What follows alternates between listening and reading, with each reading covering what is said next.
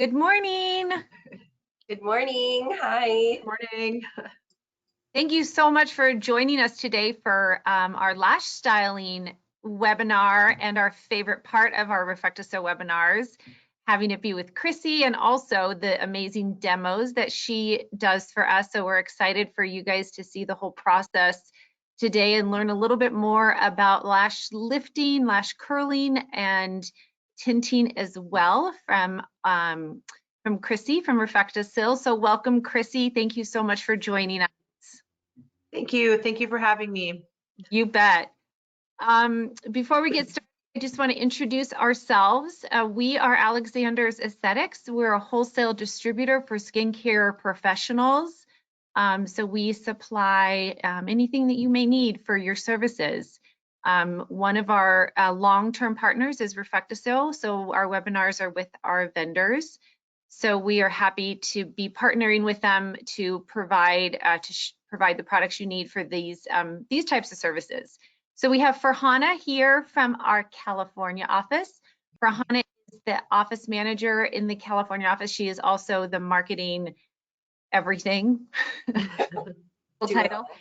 She does it all the social media, newsletters, website, all the beautiful stuff that you see comes from Farhana. And then I am Wendy, and I'm in the Colorado office. We are a family-run business, so the California office is run by my mom, and we were lucky enough to open a second location in Colorado almost 5 years ago. So it's been really fun and happy to serve the whole country now with the 2 locations.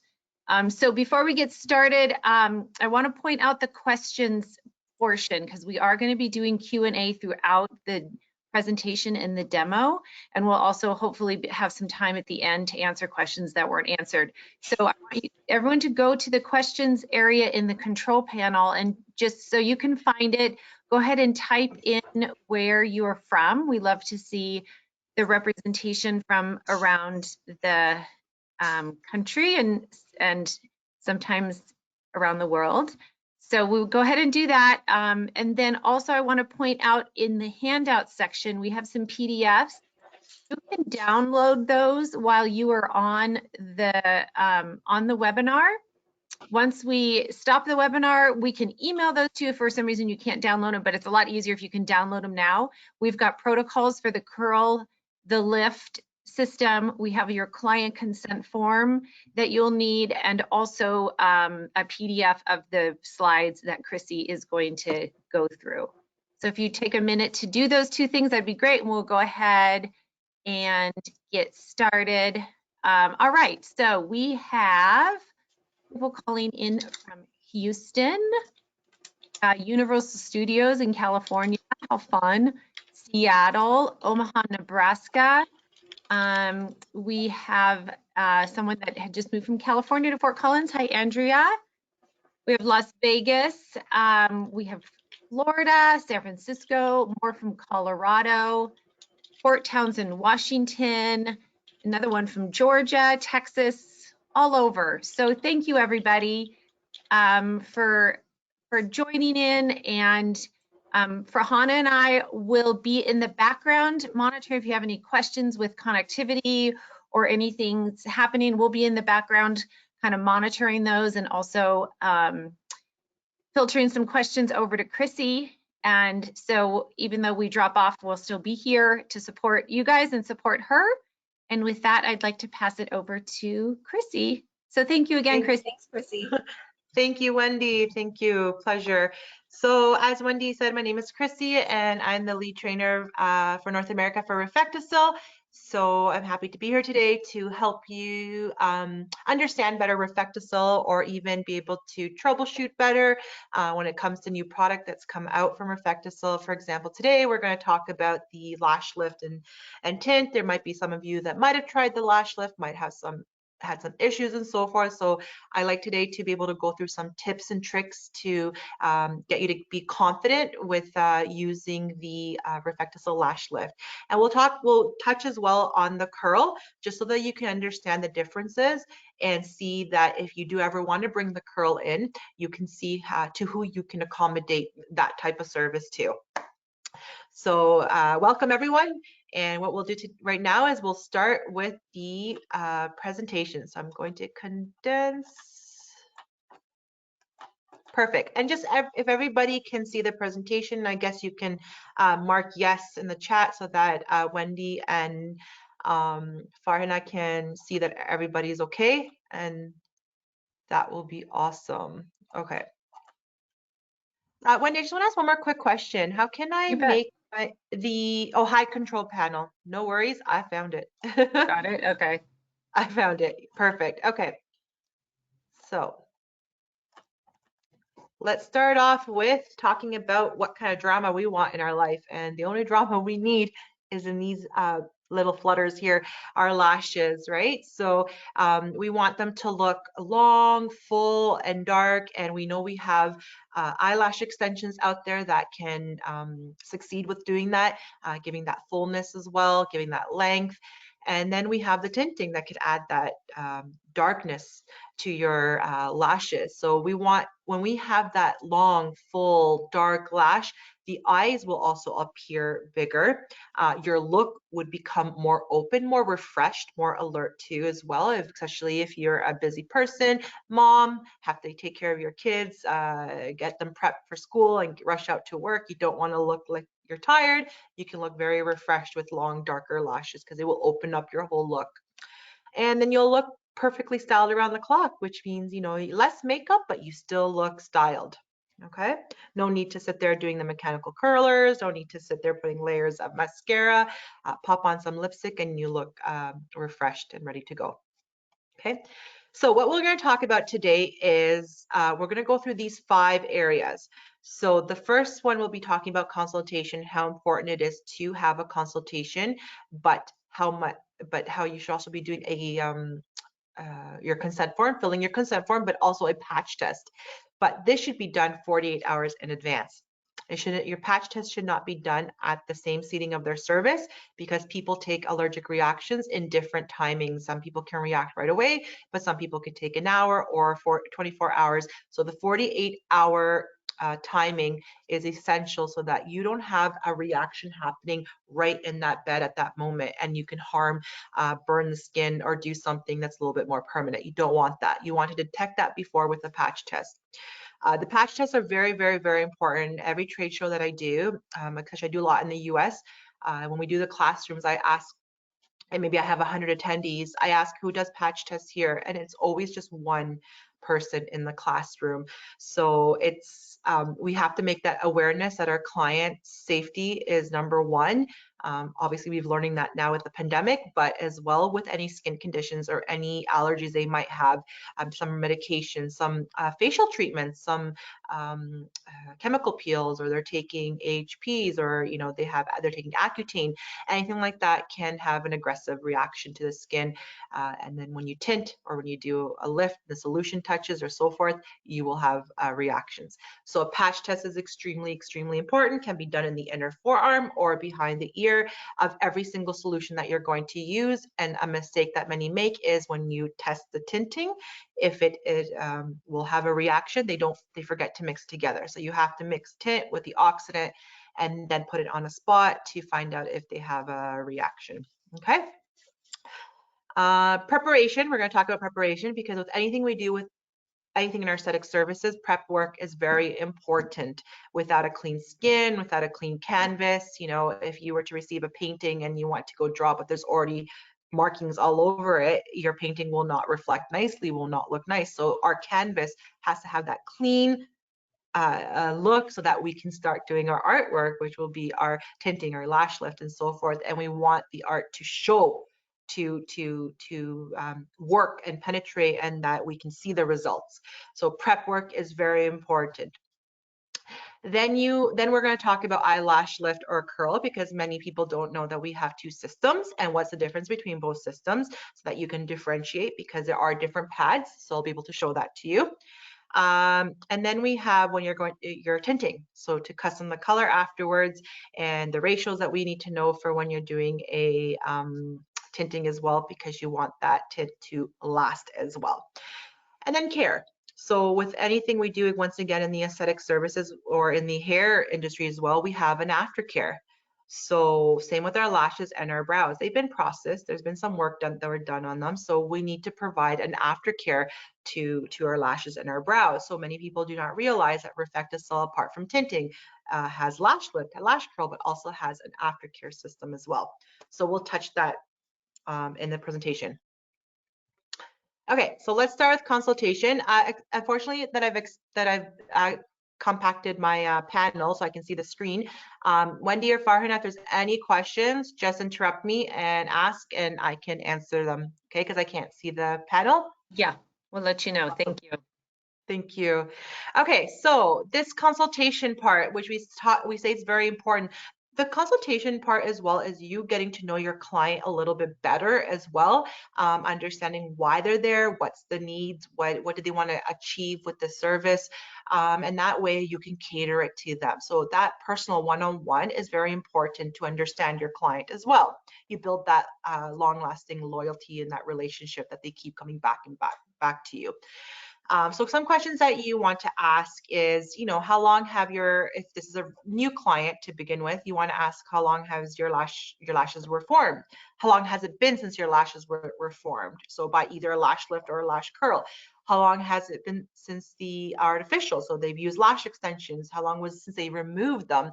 It's very important to know when was the last, if they're a very avid user of eyelash extensions and they always get them refilled and it's been like going on for years with no break, the glues will tend to become a little bit more. We've come a long way with glues and extensions, and they're much better, but still sometimes it can be harsh on the hair. So you'll see some clients that might have a little damage to their lashes, or they will tell you as well that my lashes have been damaged due to lash extensions. So it's very important that you inspect their lashes too and ask this question, because if they just removed them a week ago, then you go and inspect their lashes and you can kind of tell that they've been expanded and a little bit like fried from that glue, or they just look gimped. I don't know how to explain it, like crimped or crick, like there's some kind of effect to them. They don't look this natural, nice, beautiful hair that flows.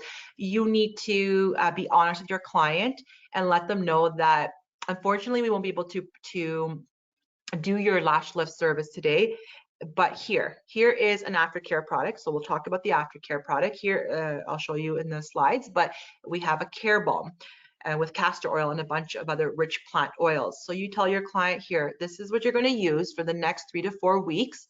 Once we reach close to the 4th week, I will call you and you will let me know how your lashes are being conditioned, that they're coming back to the vitality that they should be. And then you book them in for the treatment, because if you took that client right then, like took them with damaged lashes, you're going to, not that the product that we use is bad, but because the lashes are already damaged, it's so hard for them to withhold that treatment, right? So it will probably make further damage. So I want to be honest, I just don't want the money from my client. That's because you want to build that loyalty with them. I'll be honest and tell them I'm not going to do the service. Here's the purchase this aftercare, go home, use it. I'm going to call you, and if everything's good, we book the treatment. This way you didn't lose on, you got to pay for your rent and this and that. You got to somehow make money. So you didn't lose out on that service. They still paid something, and they're returning back into your chair to do the actual service. So that way, when you speak and you care for your clients, shows a lot of you as a business as well. So, and then what bothers you about your current lashes, or what would you like to change? And this is where you can discuss with your client the difference between a curl and a lash lift, which we'll discuss further in the PowerPoint. And then closed questions. Have your lashes ever been shaped or colored? Are you ready for your new lash styling by RefectoCil? Excite them, right? Because when you get your client to come in, even when you're upselling, you don't want to just say, here's, do you want to do a tint? Excite them by saying the actual emotional goal. Do you want your lashes and your eyes to appear so refreshed, like you're almost receiving an actual like lift, but non-surgically, like you look bright and youthful, fresh? And then you say buy a lift and a tint. Do you know what I mean? So that way, when you're using those words that are emotionally going to get to your client, they're going to say the famous words of take my money, right? And they're going to sit in the chair and let you do your magic. Awesome. Okay. Oh, we had a little portion here. So it just talks about just reaffirming that you want to talk to your customers about their wishes. What do they want? Do they want natural drama? And that comes with the same thing about tinting, especially brows. You want to find out that. And then get them to fill the consent form. Okay, very important. You go over the consent form, do your patch test, and that is your 48 hours ahead of time that you get your client to come in and you fulfill those things in there. Okay.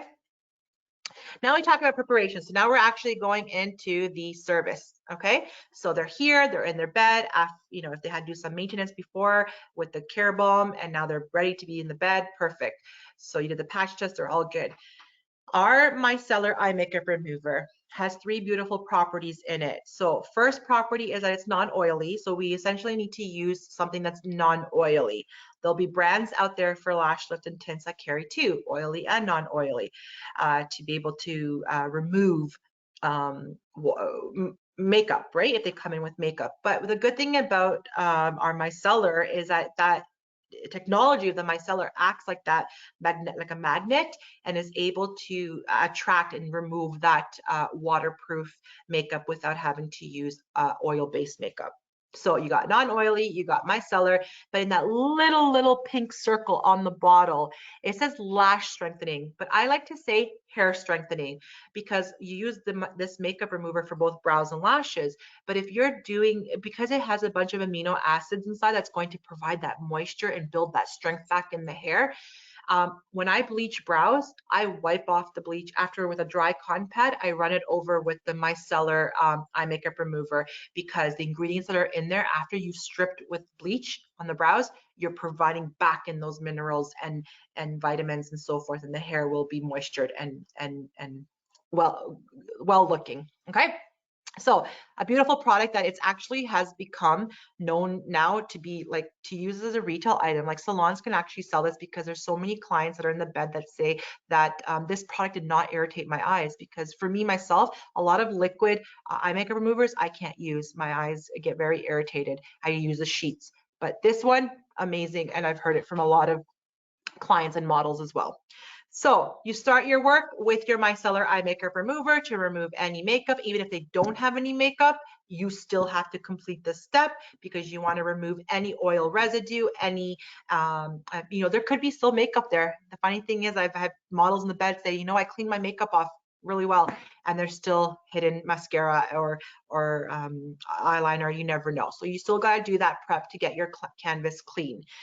Okay, so once we've done that, and you can see in the little circle there, it says tip, that inform your client that the lashes are now being cleaned thoroughly, which will make the tint last longer. So that's another reason why you want that prep work to be vital, okay? But there's a second step, and that is your saline solution, which gets missed a lot. Oh, sorry, which gets missed a lot. Sometimes also maybe at the distributorship, not everybody knows that you need to be purchasing a saline solution whenever you do a lash lift, a lash curl, or a brow lift. But I use the saline solution throughout my whole RefectoCil range, even when I do, even when I do tinting. Okay, so I find that the colors come out much crisp and much brighter when I use the saline solution. So what's the saline solution doing? It's actually degreasing. It's actually assisting even better than the makeup, because even the makeup, it says non-oily. Any non-oily makeup out there still has a little degree of oil in it. Okay, so very minimal, but the saline solution is going to degrease everything. It's going to remove any dust, any pollution, you know, so you need to do these 2 steps with the eye makeup remover and the saline, even if they come without any makeup, because we have factors of pollution, dust, sweat, they went to the gym and so forth. And you're going to see that your glues, your solutions, everything work so much better with the saline because you have that clean canvas to work on. Okay. So eyelash lift or curl, how do you decide? So these are what our kits look like. Okay, so different colors so that you can see in different model. Although we've changed the inserts to newer models, but what is the difference? I'm not quite sure if I did put the image, but there's no video. So basically, when you are talking about a lash lift, if you can see in the camera, I can't see if I can't see my panel, but if you see in the camera, this is for lift. It's a silicone pad. So the silicone pad has a bump that you have to cover it with the hair, and it's going to lift the lashes straight up. Okay, so it's going to give length more. When you have the curl, they are cotton pressed rollers with a pre-adhesive, and your hair actually wraps around it halfway of the circumference, and that means your hair is turning into a C shape, you know, almost like a J curl, depending how big your size you go. But if you want that nice C shape, so this is giving a shape. So this is what you understand: shape, length with the lift. So that way, when you explain that to your clients and what they desire. Now myself, my lashes, I don't know if you can tell, but my lashes are pretty long. And if I use a lash lift, I feel like my lashes are going to be like extremely really straight up, like reaching to my brows. That for me, I don't like that look. I like that nice rounded bend. So I curl my lashes instead. Male clientele. If they want to have just that little bit of a fresh look, because sometimes, you know, a lot of males have lashes that stick straight down and also can make, you know, the face down. So just a slight little curl to not make it, keep it so masculine, will elevate, will refresh and give that little bit of a lift look as well to a male clientele. So a male clientele will benefit better with a curl. Okay, so that's how you know the difference. Hopefully that was awesome, like way to explain it and easy for you to explain it to your, oh, there we go, it is a video. There we go. So eyelash, so she's going like this for curl and then like rounding it, but I like to show it like this. So I like to actually show curl, lift straight up. Okay, so here's a before and after picture just to see the difference of, you know, lashes are there for people, even if they look a little bit shorter than somebody who has longer, they're there and we can make them look longer with just a lift. And when we tint them, we darken them, we add depth to them, and then upsell. If your client's in a bed for a lash lift, upsell and tell them, let's tint your brows as well, because that's going to give you that uniformed look. It's going to give you the total look, and your face will look so refreshed that all you pop is lipstick. You don't need a brow filler. You don't need a mascara. Pop on a little bit of color to your lips and you're done. And your routine is so simple to get ready, okay, for 4 to 6 weeks. Okay, so now, oh, let's see that a little bit closer. Nice lashes. Okay. So now let's go and see the actual steps pretty quickly. I'm not going to spend too much time on the steps because during the model, I'm going to show you the tips and tricks and elaborate a little bit more. So obviously with the silicone pad on the back side of the bump, you're going to put the glue. We have 2 glues because one's phasing out. In your kits now, you will have the clear glue. And when I show you in the camera, you'll see it. And that's what I'll demo today so that you know how to use that one until it runs out. So in the lift kits, there's a clear glue. But with that clear glue, you had to wait 10 to 15 seconds for it to dry. And then you had to put security deposit on the top. After you've rolled the lashes, you had to secure the tips in the center because the glue dissolves so quickly when you put the lash perm solution on, and lashes were popping off during the solution time of 8 minutes, and it was causing anxiety to the professional because they're not supposed to be popping off. So you have to put that security deposit. So I will show that. The new glue that's coming out that maybe might be in open stock already at the distributorship is a peachy color. And the peachy color is going to be the new one, and it's going to be dual to use on both lift and curl, because currently the curl glue has a white glue that doesn't dissolve fast. And it could be a headache if you don't know how to use it properly, which I have a webinar on the curl if you want to watch it. You have to use very, very minimal of this. But in the future, the peach glue is going to replace both of these glues and be used for both the systems, which makes me very, very happy that this is happening. Okay, so with the peach glue, you don't have to wait for it to dry. You can essentially start working with it right away because it does dry quicker. And then you don't have to add any security deposit. So I've tested it, it's worked. Now, if you feel like the client might have some stubborn lashes and you feel you want to put that security deposit, go ahead. But because the glue is much stronger, you don't want to be like layering it too much on top of the lashes, because you want the solution to penetrate through. And remember, our times are much faster than other systems out there. Our new lash perm solution and neutralizer for the new year is going to be 6 and 4 minutes. Right now, the ones that I have are 8 and 5 minutes. So because the times are fast, you don't want to put any barrier. So be very minimal and just dab a little bit of glue. Okay, so we'll show the old glue just in case in your hands or in your salon or spa you still have, or if you purchase a kit, you still have the old glue. I want you to be able to utilize it properly. Okay, so you apply the silicone pad very, very, very close to the water line. Okay, you don't want to be seeing skin. And then you're going to apply the glue on the top of the pad and you're going to let it dry 15 to 20 seconds. You're going to roll the lashes. You can break down rolling of the lashes in 3 sections if you feel to take that time to roll them nice and straight and up. So you can start from the outer, center to the inner. After you've done that and you've put your security deposit, you can apply your lash perm solution. We say squeeze out a pea-size amount. That varies according to your client's lash degree. If they have longer and thicker and layered, obviously your pea size is going to be a little bit bigger than somebody who has thinner, smaller lashes. Okay.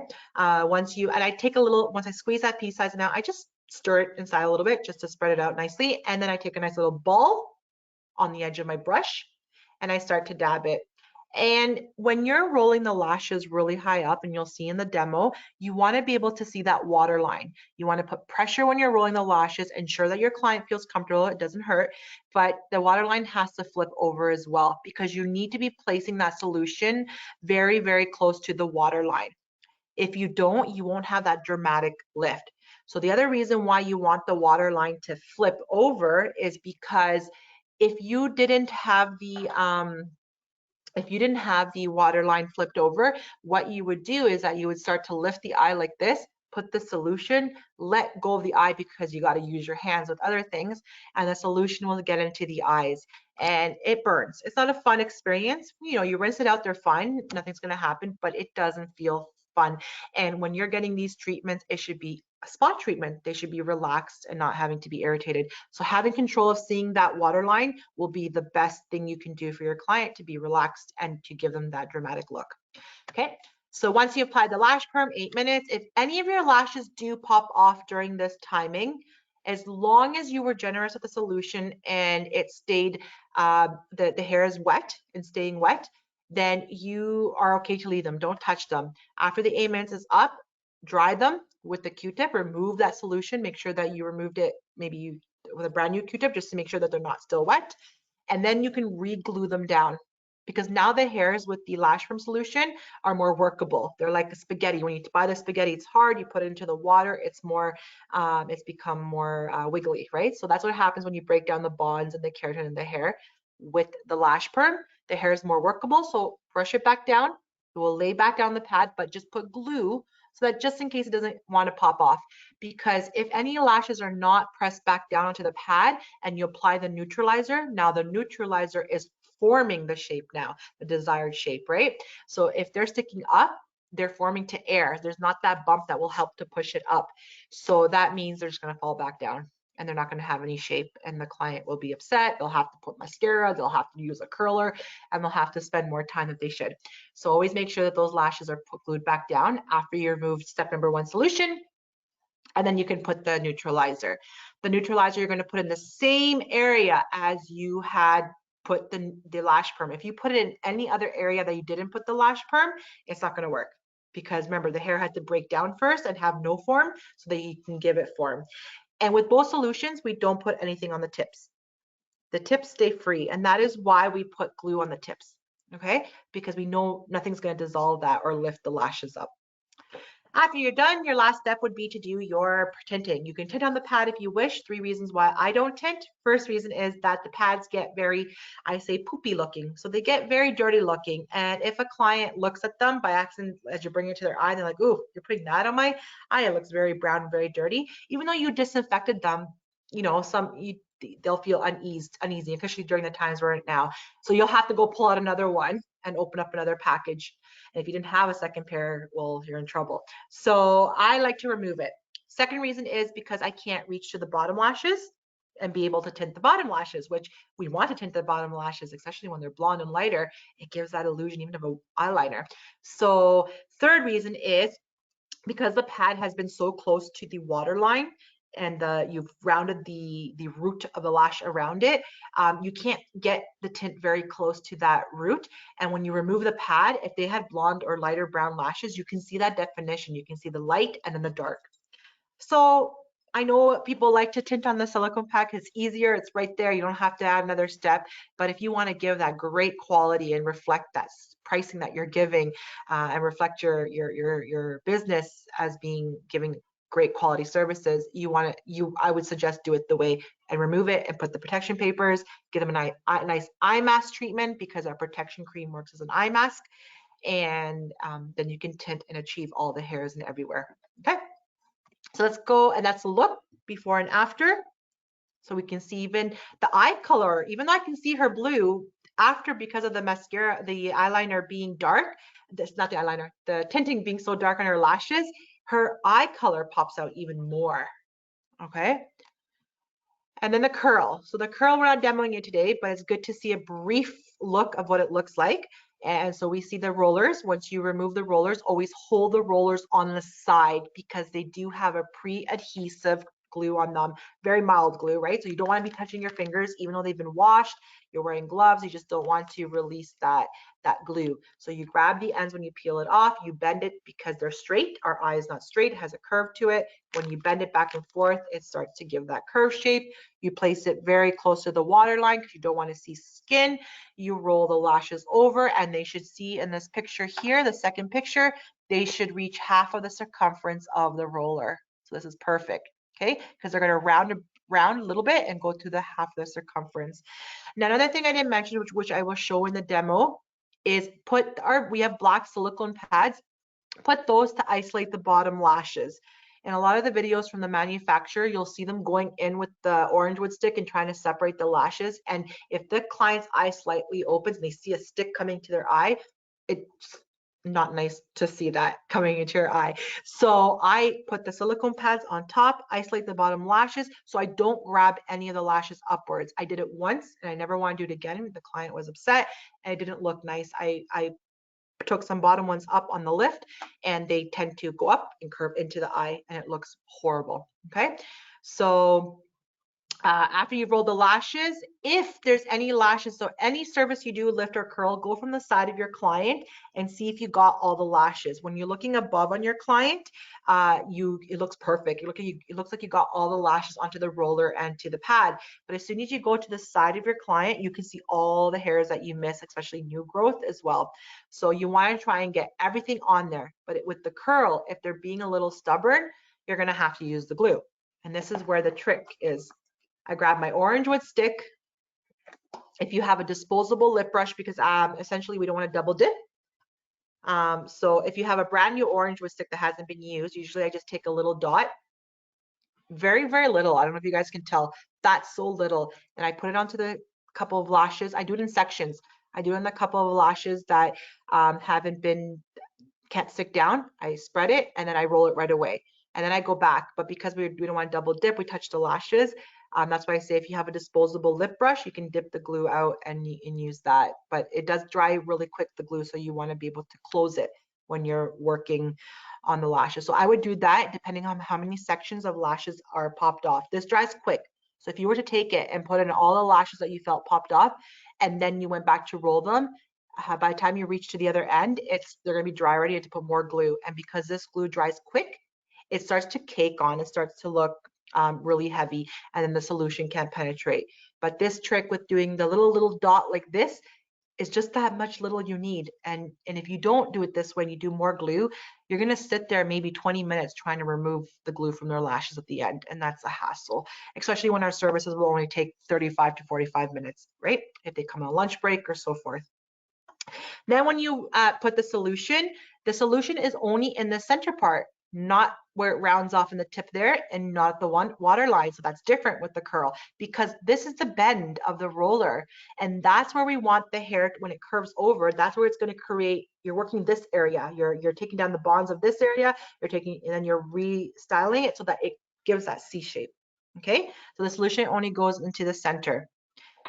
8 minutes, 5 minutes, same thing, place it in the same way, remove with a dry Q-tip each solution, and then at the end apply wet. Now I don't remove it like this in here because our eyes are very gentle. If you're working on a mature skin, you don't want to start rolling it off their lid like that. I take a Q-tip, I wet it, I hold the roller, and I go back and forth behind the eyelid and roll the roller at the same time to remove them the lid, because less pulling, and you can even have a finger holding. This is what I do. I hold and I hold the skin too, and I roll. You learn a technique to do it where you can use your fingers, because the skin, we don't want to compromise around the area, the eye area, because it's thin to begin with, and we want to avoid wrinkles. Okay, so, and then you can apply a wet cotton to remove it all. Now, if you feel as you're trying to roll it down off the lashes, the client goes like this, that means there's still glue holding down the lashes. Get a Q-tip or a wet cotton pad, hold the roller so it doesn't go back onto the lid, and just humidify it, like wet it, and then you can roll it off good.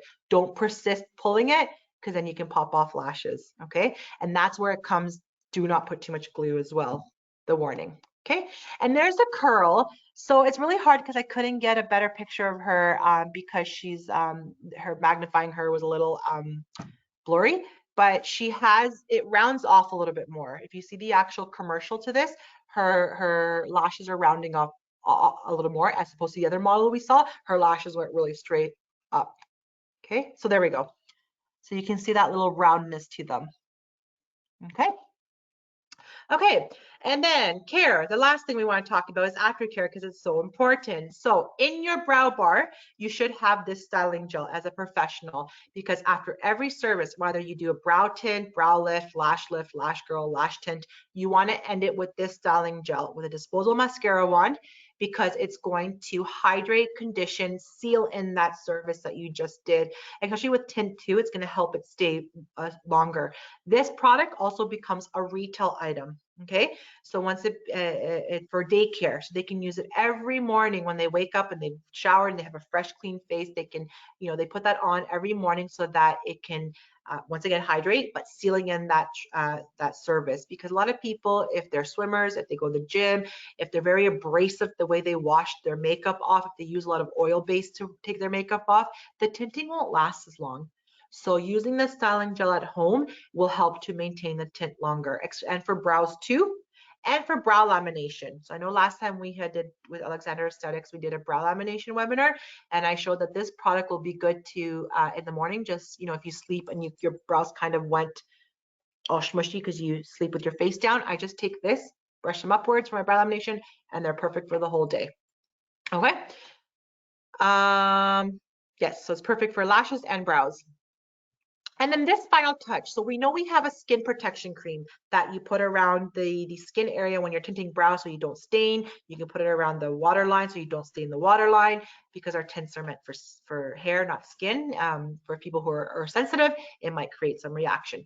So our protection cream as well works as an eye treatment. As I mentioned, when you're doing the tinting for the eyelashes, you get the protection papers, put it on the rough side of the protection paper, put it underneath the bottom, and during their tinting, they're getting a beautiful eye mask treatment. It's got vitamin E to help with that puffiness. It has the D-panthenol to help with the moisturizing.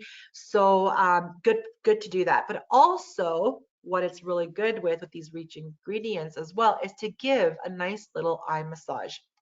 So this was really nice that they launched to us in 2019 to teach, because I do my trainings directly with the manufacturer in Austria. They were telling us, add this to your service and you'll see how much more elegance or you've added to your service. Because who would not want a massage after, when I go get my manicure done or my pedicure, the reason I look forward for that is for the massage part, because it's the time to distress and just get that off of your hands, and it just feels really good.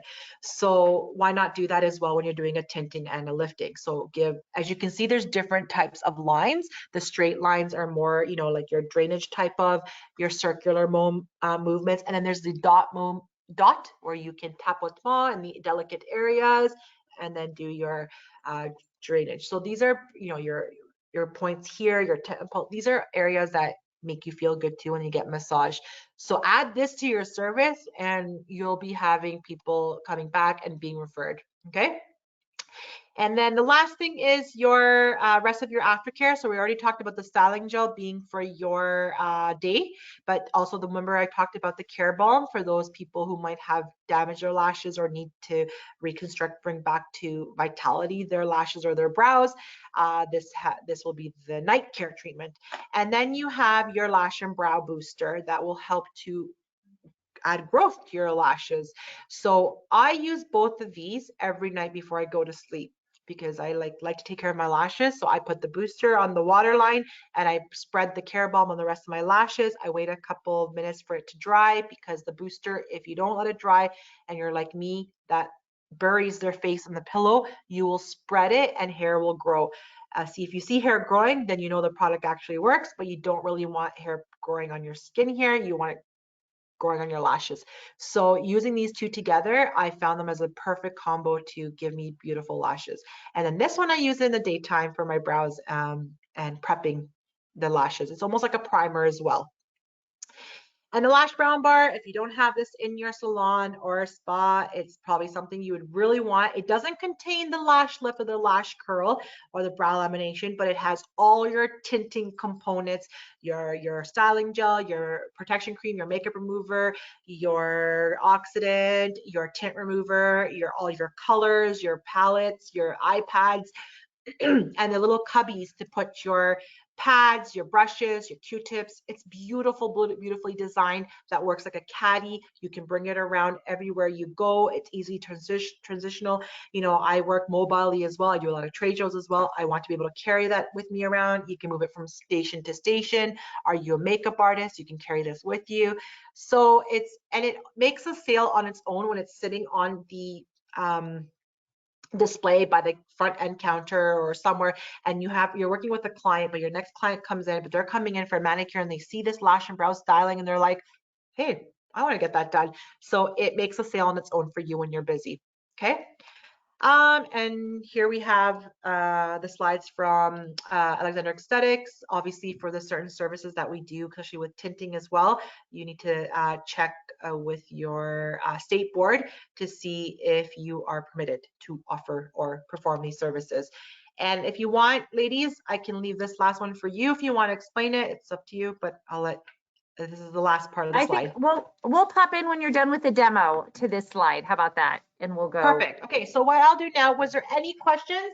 Because what I'll do now is I have to switch the cameras to prep for my bed. So if there's any questions, if you don't mind, while I'm prepping, I could answer. Yep, we do have a couple questions. Okay, perfect. So Donna from Colorado, she said in the last lash lifting webinar, it was mentioned not to use contact lens saline solution and to purchase a different type of saline solution. And she's wondering if you can explain that in more detail. Okay, so I had to do a little bit of research, because if you go to the drugstore and you go through the contact lens, you also have, if you go to the first aid, you have just your salt water that's to use if you've burned or something like that. So you need that, not the contact lens solution, because as I researched, there is some kind of oils kind of in it, or maybe kind of like a soap effect that helps to clean your contact. So it might not be as effective as using straight just saline. Okay, great. Yeah, they have extra ingredients that work like a soap to clean the contact. Chrissy, there's a little like something covering the top of the camera. There's like a black. Oh, I think because did the camera come undone? Hold on, I'm gonna take this camera off. There you go. Yeah. Okay, perfect. And then I'll switch it to the other camera while I'm setting up. But yes, go ahead. What's the other? Okay. We had a question about the demo. Kathy would like to know if you could help with techniques to keep the lashes glued down during the demo. Yes, so during my demo to show you the technique, yes, because today's model, it could be a challenge because her lashes do shoot straight down. So I've never formed them before. So we're going to have a nice challenging demo. So good. I will for sure be showing the part of the security that you have to do to hold those lashes down during the lash perm solution. And if any of her lashes pop off, good, because then I can show you what you have to do to re-glue down. Even if her lashes don't pop off, which I'm sure they will, I will still show that step of gluing them back down. Yes. Okay, awesome. Thank you. You're very welcome. Tatiana has a question. Is the processing time the same for every client, even if hair texture is different? Is it just the amount of solution used that changes?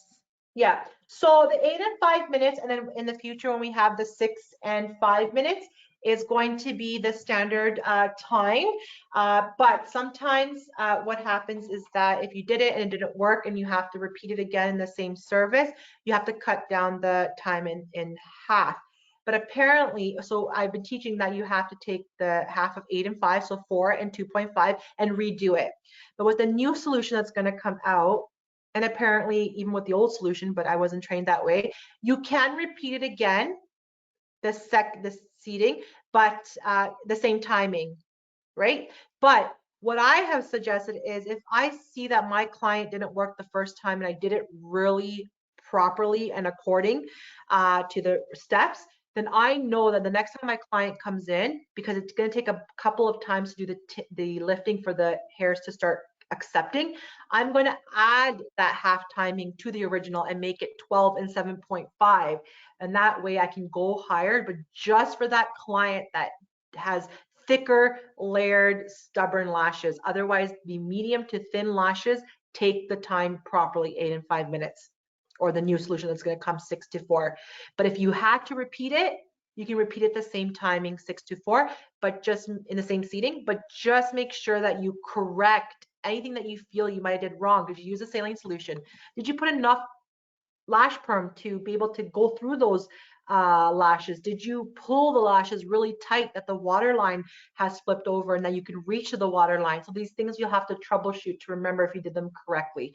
So hopefully, did that answer the question? Well, yes, if that answered the question, let us know. Yes. If you have a follow-on question to that, let us know. Since we only have one-way communication, it's hard to get the answer. So, okay. Let's see. Regarding the new peach glue, so can be used for both the curl and the lift. So the new, sorry, you might not see me in the camera.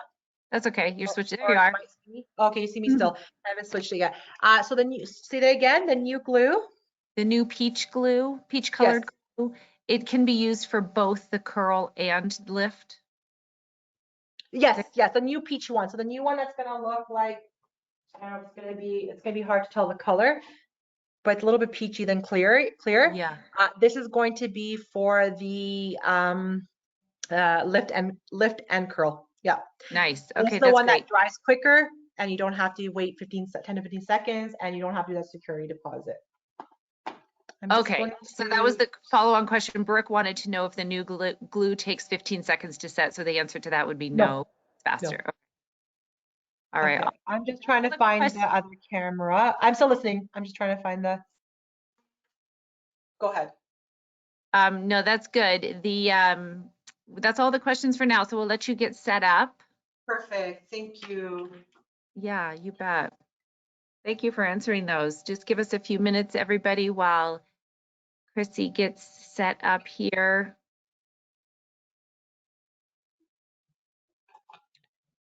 Not quite sure why it's not switching now. We had this easy test yesterday. Of course. Oh, no. Hitting the logic tag, but it's not switching. Oy, oy, oy. Oh, I think I figured it out. 1 second. Okay, no problem. Brain lapse. And then. At least we can see our webcam today. I know. Oh no, still didn't do it. That's so weird. Sorry, Not give me one more recognizing you. time. I'm gonna stop sharing. No, remember I have to stop sharing my camera, Oh, okay. plug in. Man, there's so many things to know.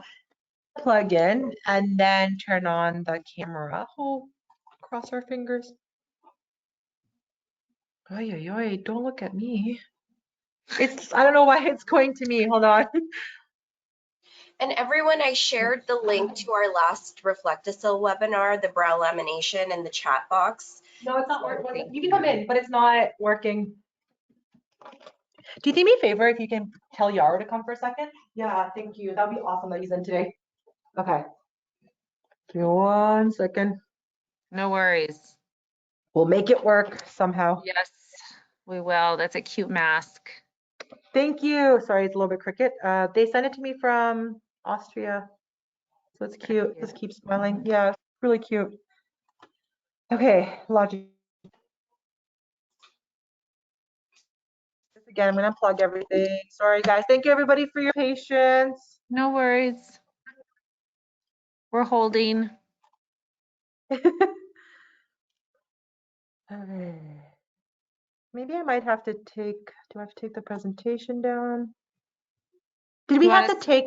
Do you remember last time if we had to stop sharing the Here, why don't screen? do you want me to become the presenter? I wonder if that would make a difference. Why am I the? Oh, I don't know. I just don't know if it will show because the presentation's on. So I'm gonna close mine. Maybe put yourself back as a presenter. Okay, I'm And gonna put see, myself as a presenter. but I'm gonna try and attempt again the.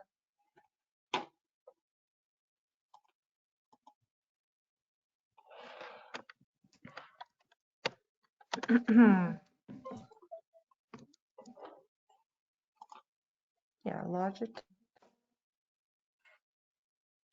Share my webcam. Yeah. Says I've hidden. Says Oh, I've there you hidden the are. I see webcam. you. He might not be back from lunch yet. I'm gonna go check.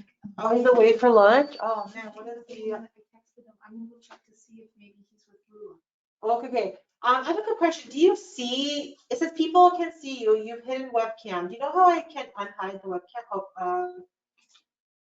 Oh no, it's still showing me. Huh. Let me see. You know, while we're waiting and trying to get that up, I can do the end part, like show our website where people Yes, can. please. Yes. Yes. All right, Oh, is awesome. he? Okay. I don't know why it's doing this. We tested it yesterday, and it Yeah, works. I know. No worries. We'll get it. So what we just want to do is take a minute to show you our website so you can find our previous webinars and also where to just had a website. So I'm going to go ahead and show Sorry. if everybody can see Put my voice off. the screen. Okay. We tested this yesterday. I want to use the proper camera, but it's not working. And So can everybody, hopefully everybody can see the screen when you go ahead and launch Alexander's Aesthetics. If you haven't been here before, we have, again, 2 locations. If you're located on the western part of the US, you're going to click on the California office territory, which is the pink colored. If you're in the Colorado and eastern part of the United States, you'll click on the blue part of the territory. We just have 2 different warehouses so that you can get your products quicker. So let's say you are in Idaho. You're going to go ahead and click on this part of the website, and that will bring you to the California store's website. In order to complete your purchase, you do have to have an approved account online. So if you don't have one already, you can just go ahead and click on My Account, and you can create your free account here. We do verify every license that comes through. So if once you get your account signed up, we'll go ahead and verify your license, and then and you can then order your products from us. So I just want to point out a couple things before hopefully Chrissy can get the camera working. If you go to classes, we have a webinar library that we have compiled through the shutdown, through the COVID time. This is how we kept ourselves busy, providing free education to our clients and the esthetician world. So here are the recordings to the previous webinars. You can go ahead and just click on those. Rahana posted the link to this brow lamination one here. When you click on it, it'll bring you to a GoToWebinar screen. You just put in your name and information and you can view these recorded webinars. This one here that we're doing right now will be posted tomorrow down here on this, this part of the of our webinar library. So I just wanted to point that out to you so you can browse through and get some education. And then also, in order to get to the RefectoCil area, you can browse by brand and go to RefectoCil. And here is where we have all of our RefectoCil products, including the Lash Lift and Lash Curl Kit. And we also have some of the accessories that go along with that. So the glue and the perma neutralizer solution. So if you buy the kit and then need to replenish those items because they do expire after a certain amount of time, that's where you can purchase those products. So I just wanted to point that out, and let's go back to Chrissy and see. It looks like she's getting some help. How's it going, Chrissy? Can you hear me? Yeah, I can hear you. Yeah, we're having some it's not working like how easy it was yesterday. Okay. I'm not quite sure why not. Let's try the other camera. Let me just test it with this one. Wait. Let me see if there's any. Where's the Logitech? Why isn't it showing the page?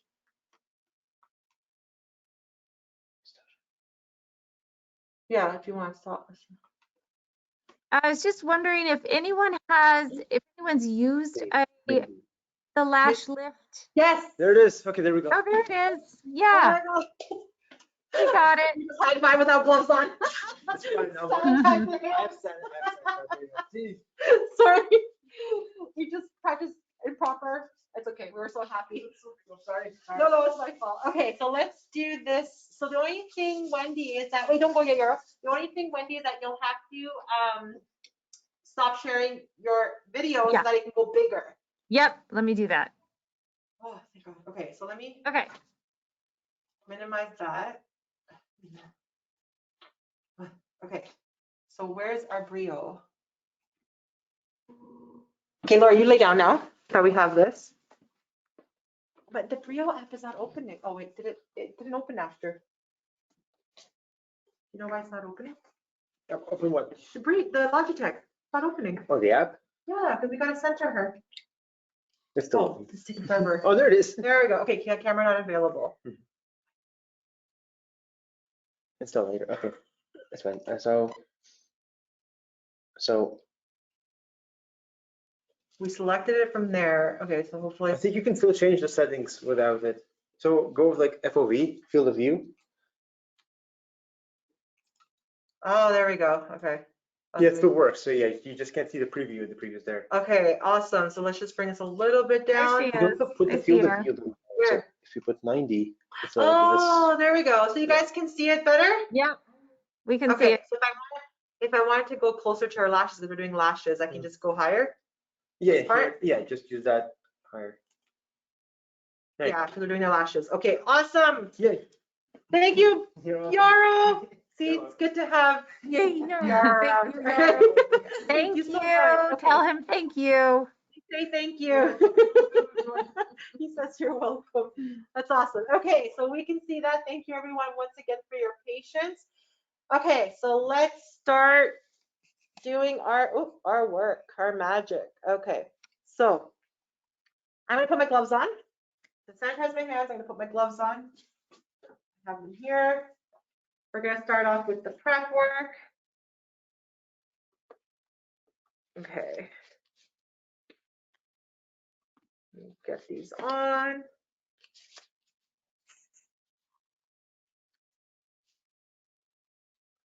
We have to prepare ourselves properly with all these PPEs, so.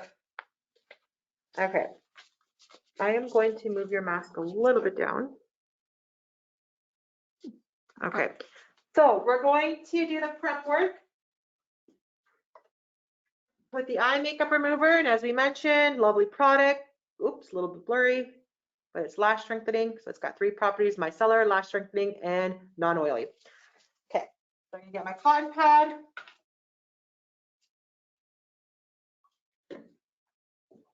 And even though Lori came in with no makeup, we're still gonna do that cleanse, okay? Just to make sure.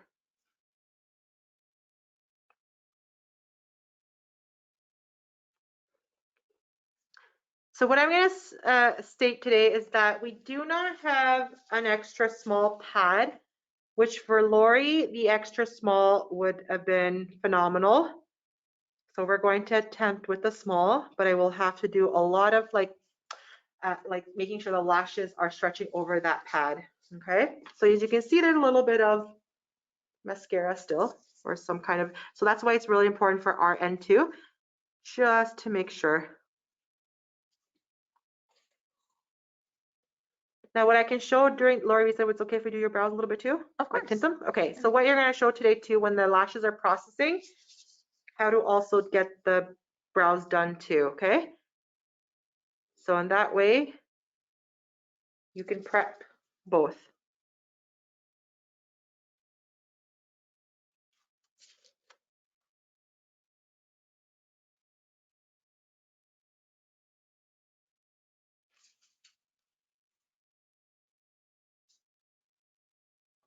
Okay, so that was our first step. And now we want to go with our saline solution, okay? Our other important cleansing property. Oh. And you can use this after as well, after a tint or after you're done your lash lift. If you want to like clean the area before you put the tint, you can use this, okay?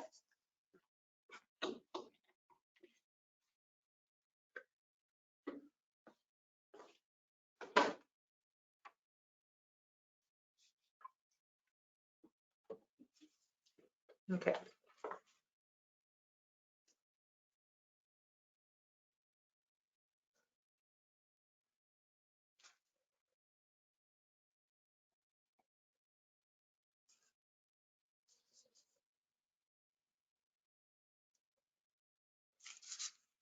And then we could do the brows too.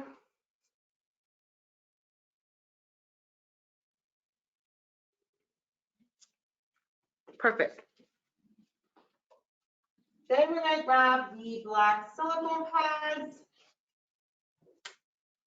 I'm gonna ask Lori to look up. So the black silicone pads come like this. They look like that with the logo on the top.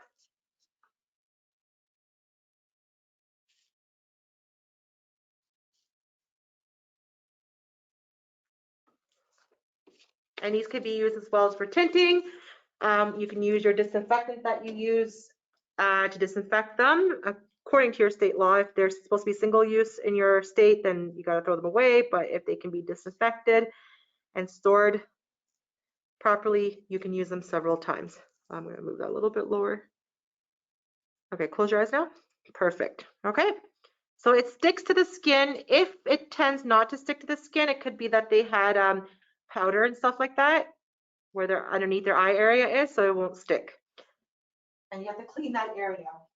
Everyone can still hear me, correct? Oh, the camera's blurry. We can hear you, but it's a little blurry. Yeah, it went blurry. Okay. Oh no, why did it go blurry? Oh, there we go. Oh, There she Lori, is. close eyes. We have to close on. Okay. Yeah. Okay.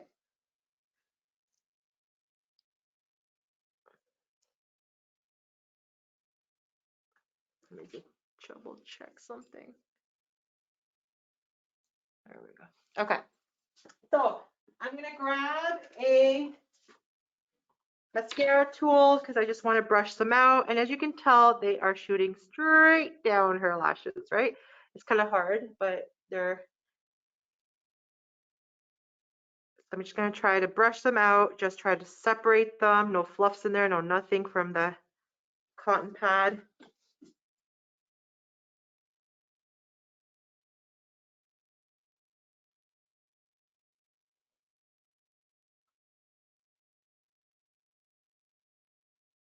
Okay, Now we're gonna grab our small size pads. So as I had for a whole year tried to tell the manufacturer, these a little bit, they made an estimate mistake for size small.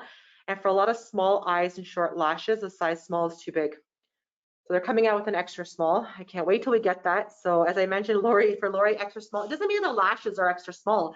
It's just that they didn't quite do the size small size properly. Okay, so I'm gonna grab my clear glue because today we're gonna show you with the old glue. So because my pads are disinfected, it's okay for me to use straight the stick. But as soon as I start to touch skin and have to go in, back and forth the glue, I have these disposable lip brushes that fit nicely into the container, okay? The glue container. Okay, so I'm gonna take my glue and I'm going to get it onto just this back side of where the bump is. And I also want to get the corners so they don't lift. And I'm going to wait that 10 to 15 seconds before I apply it onto her skin, okay? And I'm closing the glue right away. We tend to leave our bottles open because we know we're going to use them for the other pad or so forth. Nope, close it right away and then reopen it again. Okay. You can wave it around a little bit if you want it to dry.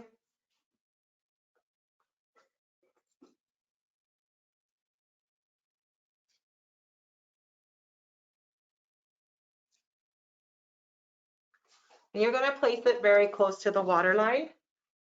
I carry my orange wood stick with me just in case if I want to press down so I'm not touching with my fingers, but we have gloves on. But I want it as close to the water line, especially since her lashes are shorter too. Okay. Oh, sorry, went blurry. That was my mistake. Okay. And we do the same thing with the other side. So if you had put it right away wet, oh, let me just fix this. It will start lifting, but I can see right here.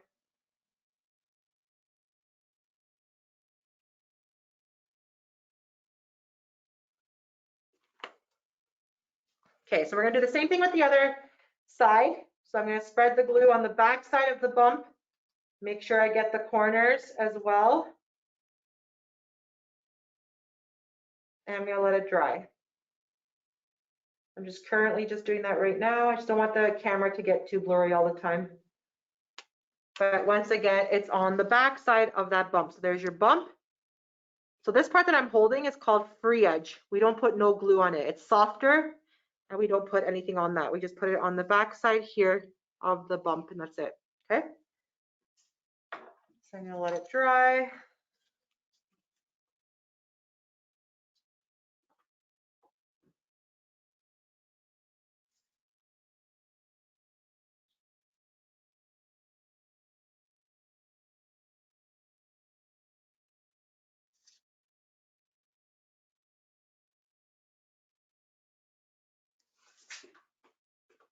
Just gonna grab my orange wood stick just to make sure.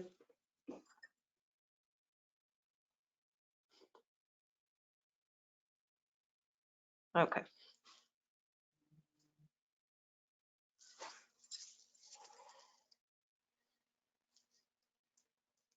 Perfect. So the pads are on there, secured. We've isolated the bottom lashes. Okay, so now what I'm going to do is I have to place the glue on the top part of the bump, okay? And once again, let it dry for 10 to 15 seconds. They say 10 to 15 seconds because if you put a lot of glue, then you're going to need that 15 seconds. But for me, it takes about 10 seconds because I know how much glue to use.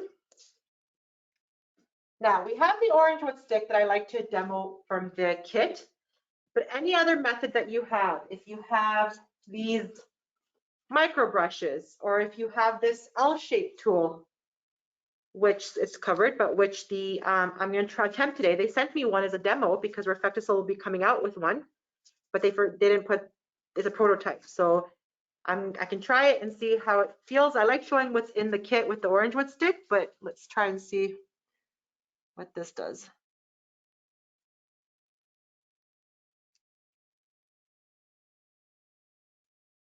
So we have to try our best and try our best to flip that water line.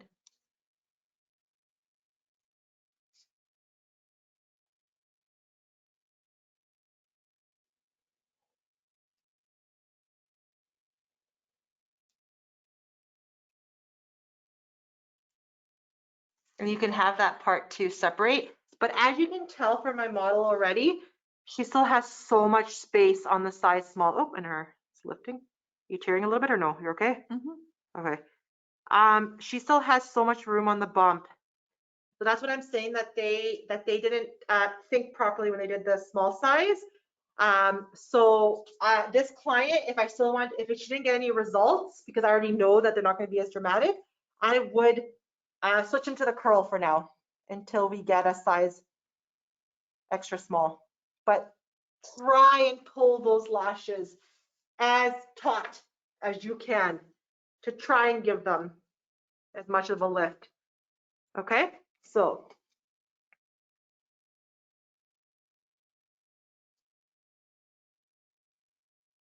how's the pressure? It's okay? You didn't have any contact lenses in, did you? So if they have contact lenses in, please make them remove it, okay? So I'm with clients like this, you just have to work it. So I'm putting some more glue on the tip there to work it more. There are some shorter hairs that she has as well.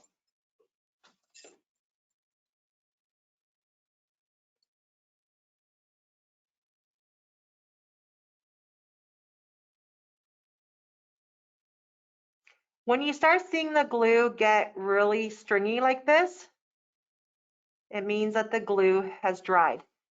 And that means you got to go back and re-wet it to work the lashes, because if the glue dries and you still work it, it's going to lift all those lashes in that area. So for her, I'm going to try and lightly put the security. I still have to work her lashes because I know. So I'm slightly wetting them and letting them dry, because I'm going to still try to push some down. So a client like this will take a little bit more extra care. And this is where I don't want to double dip back in. Sorry, I'm mistake. And I want to use my disposable lip brush. Okay. So I'm just wetting it. She does have some that are really jet straight and very, very stubborn. I'm just going to grab my orange wood stick for this one. I can put more pressure with my orange wood stick. I can maneuver my orange wood stick better.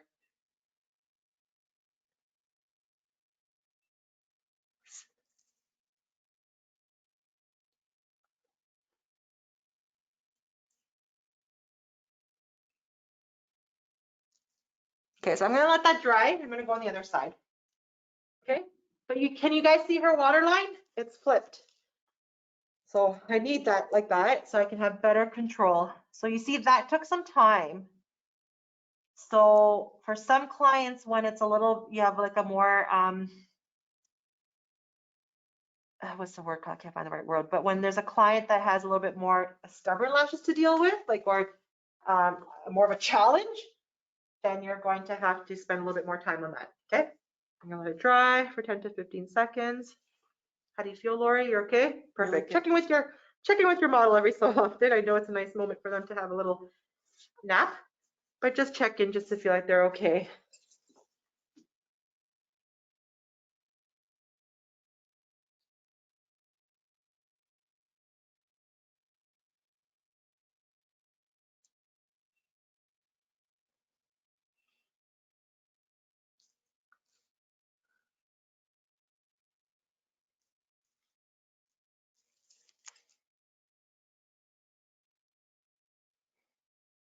So as you can see, because it's drying, it wants to pop off the rest of the lashes. So when it gets stringy, just go grab the glue and wet that area slightly.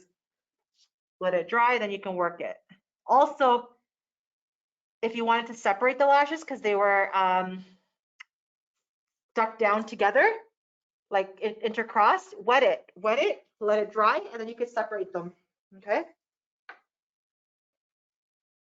So I'm gonna let that dry.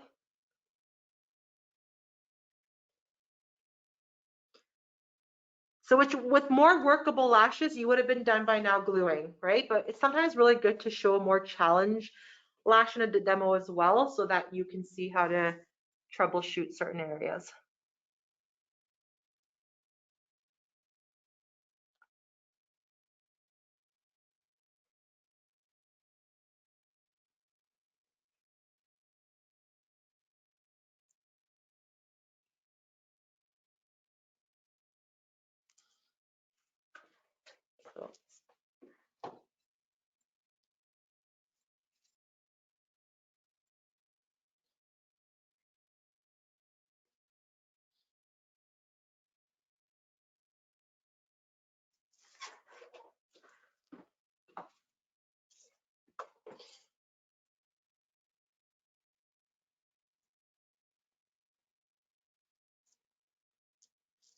So I'm gonna do the same thing on this side. You have to wet it a little bit because there are some shorter hairs that I need to stick up.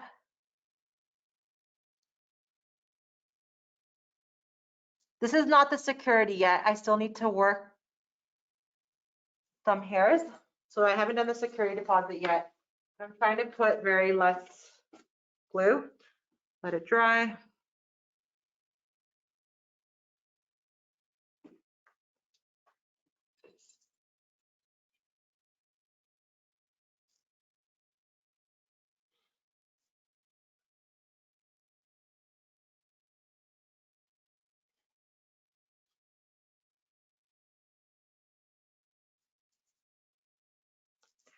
Okay, so now if I was ready, because I needed to start, look at the side of your model, make sure you got all the lashes. If there's some lashes that are so short that you just can't, you've tried, don't worry, it's okay. You got the 99.9 of them up there. It's just those one or two that are so short cut, like they're just new growth. Don't worry about that, okay? So my security deposit, how I do is I dab first on the tip, a little glue, because we know the tip, we're not going to put any solution, so we know it's going to hold it down. And then I'm going to dab in the center, but I'm being very careful it's not too much because I want the solution to penetrate, right? So then I'm going to go into the center because there's new growth. And I just leave it like that to dry. Okay, I don't touch it, nothing, because that's just the security glue. Okay, and I'm gonna do the same thing on the other side. I inspect from the side to make sure all the lashes are on there, and then I do my security dab, dab, dab on the tips, dab on the tips. Now for sure she will have some lashes that will pop for sure. I can already foresee it. Okay, so we'll be able to troubleshoot that. Dab, dab, dab, dab, dab in the center. Okay, and let it dry. Okay, I had to hold my breath in. I don't know why. I'm like, why do I feel like I did a workout? Okay, so there we go. So we did that part.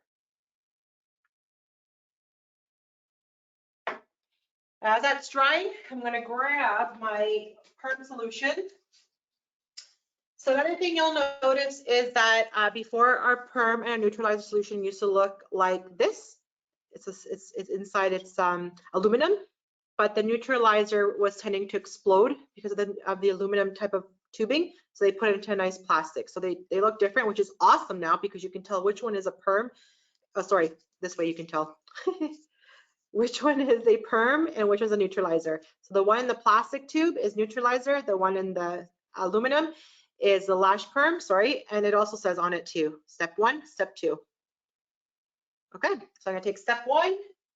I'm gonna take my step 1 because in the kit, you're gonna have your step 1 bowl, step 1 brush, and I'm going to squeeze my pea-sized amount. Also, with the new solutions, our older solutions of our lash perm came out whitish and then oxidize to pinkish. The new solutions will come out already pink. So don't freak out thinking it's oxidized, it's the new solution. If you buy it brand new and it comes out pink, it's the new ones. If yours you have at home is the clear, the white one that was coming out, then it was turning pink, but when you squeeze out, it comes pink. Squeeze out that first couple of drops out and then start fresh. That means it oxidized. Maybe you didn't close the lid right away. Okay. So I squeezed my piece size amount. I might have put a little bit more by accident than needed. And I'm going to do a little bit of a stir. Don't know what that black thing is in there. Let me just remove that. Oh, it's just a stain. Okay, so I'm going to just mix a little bit, and I like to grab a little ball like this. Okay, so let me just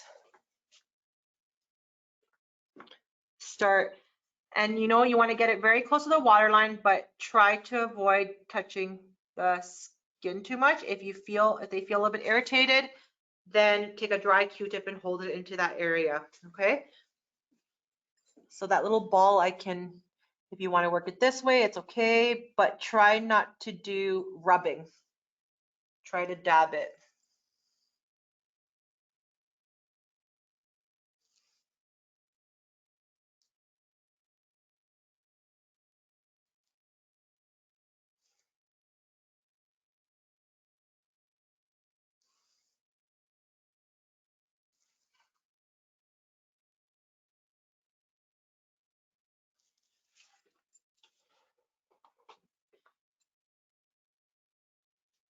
So I can see that I got it, and I'm going to take that little baby hair too and try to see if I can form it.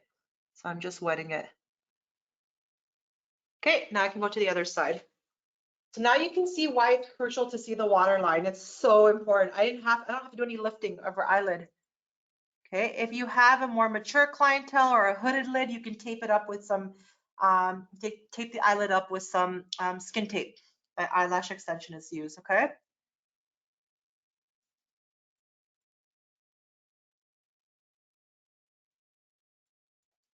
And I'm pretty generous with it.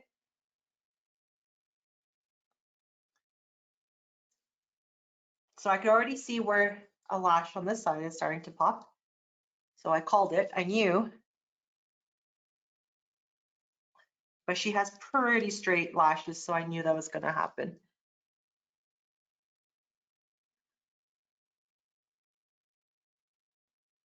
So we're going to start our timing for 8 minutes. And during this time, I can answer any questions. I'm just gonna turn my timer on.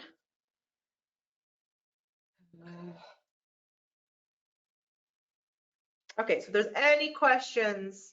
No questions right now, but fire away, attendees. Yeah. How is it so far for you guys? Straightforward? Let me know if I missed anything. I tried to do, so the rest of the glue troubleshooting will happen when I remove the solution after 8 minutes to see which lashes popped off, okay? For that question that was there before. Okay, that's good. Let us know if you have any questions. Has your model had this service done before? No. No. So it's a challenge for me too. It's my first Doing a great job. It's my first time, yeah. But you know what, the thing is, from doing so many, I can call a shot ahead of time of what I know is gonna happen, foresee what's gonna happen, so I can, in my head, know how to fix it Right. without panicking in front of my client. Okay. Right? So I already can see, you probably can't tell from the camera, but I called out that her lashes are gonna pop off. This side's pretty good. This side, a couple of them have started to lift from the pad. Okay. So I generously saturated it. So it's okay. It's gonna still penetrate. It's gonna still help break down the bonds because her hair is so straight. We need the breaking down of her bonds and her keratin, her sulfides. We need it to break down, right? So that I can maneuver it now to the new shape. So Okay. yeah, as long as after I remove the solution, before I do the neutralizer, I re-glue them down, we're good. We should be good. Let's hope. Okay, good. Yes. Okay, we do have a couple questions. Kathy wants to know, after cleaning the area with saline, wait a second, let me go back. She says, do you clean the area with saline only after the lash lift? And do you use water or use no water? So I use water every time I'm done anything I do. First, dry, dry, dry. So after I'm done my two solution, all my first solution of lash perm is going to come off with a dry Q-tip, and then I'm going to apply the neutralizer. You can't humidify the eye area. You can't put anything water or the lashes will lift. So dry Q-tip, remove the perm solution properly so it's not wet still. Then put the neutralizer. Then remove dry the neutralizer, and then you can apply water, because we don't want to apply water right away when there's such huge amount of solution, just in case it drips into the eye. Also, if you want to tint the lashes onto the pads, you didn't want to use water at all yet until after you've done the tinting as well. So your water is your last result. But now with the saline solution, if you've removed the pads and you're going to go do tinting now, you can wipe that lash area with the saline solution just to give it a nice clean canvas again after the lash perm solution. Even if you don't use a saline solution, it will still tint. But if you want to do that little bit of a quick cleanse, you can use a little bit of the saline solution. It doesn't affect the results. Okay. It will like inactivate the results. Okay, great. Yeah. All right, we have another question. With other solutions, I think maybe she might mean brands. With other brands or solutions, they recommend to time each eye separately to ensure full processing time. Is that recommended with RefectoCil? Yeah, you can do it separately. What I do is, as I start my timer, I already know, I have this like eternal clock. I already know the other side, how much long I'm going to leave it after the timer goes off. But if you want to time them separately, yes, do it. If that's going to make sure that you give the proper accuracy, you can. Yep. Okay, great. And that's all the questions for now. Perfect. So with the timing part, if you're using the double timers, then you would have started the first timer when you're done the first eye, and then start the timer and then go to the second eye and then have a separate timer for it.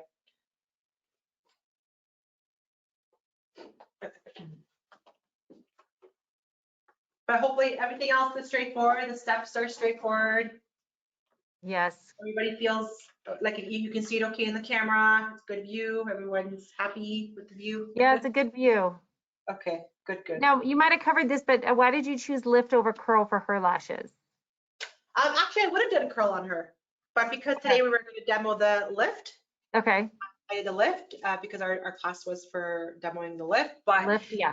when I saw her, so I had a true, like the story is I had another model that I've done it before, and her lashes are accepting the treatment nice. So you can see the results, but then that model couldn't. So lovely Lori volunteered to be the model. So I inspected her lashes yesterday and I said, you know what, you so will do well with the curl, but because the lift class, we're going to try it. And also because of all the troubleshooting and everything I was explaining because of her type of lashes, I think it was perfect to show this model today so people can see how to, if would have dealt with this client on the bed if it was their first time using straight lashes and stubborn lashes.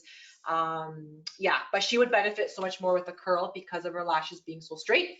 But the more time you do this, you know how we talk about brow lamination, the more time you do the brow lamination, the more receptive it starts to get to the solution. The hair starts to be more workable every time. It's going to be the same thing with the lashes. So maybe after 2 or 3 treatments of doing a lash lift with her, her lashes will be more, obviously new growth is going to happen as well, but her lashes will be more receptive to it. And you've learned those tips and tricks for this type of client.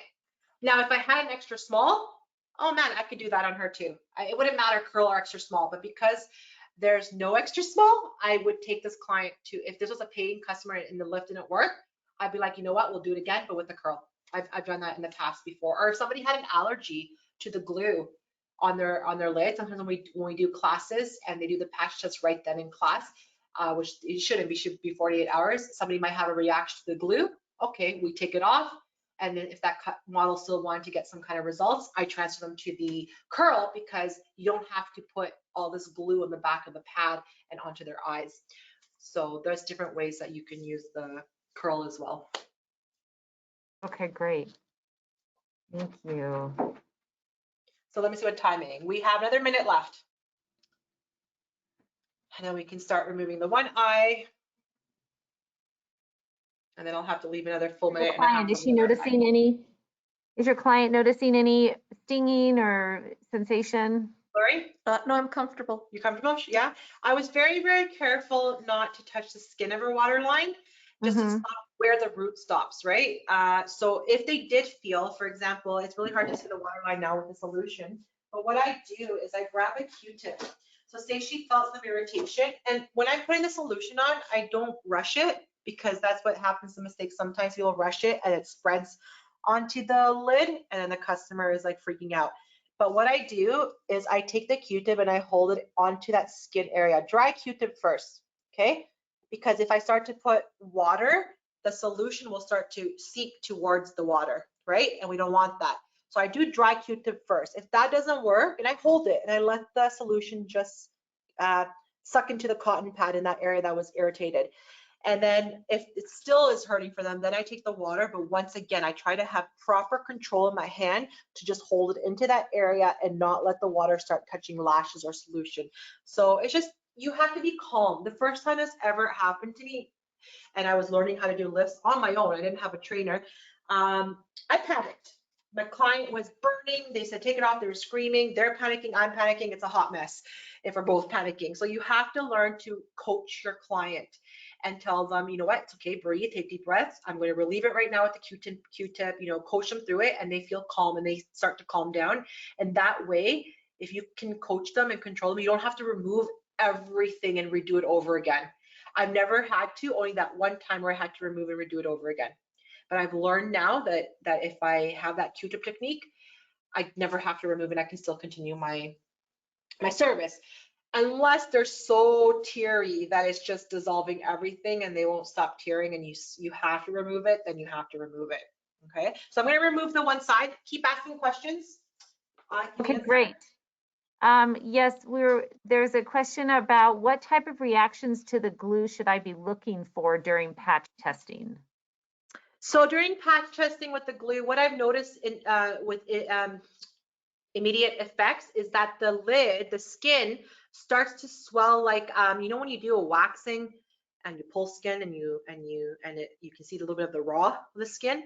That's what it can look like with the glue if they're severely allergic to something that's in it, or if they're taking medication and which making their skin thin.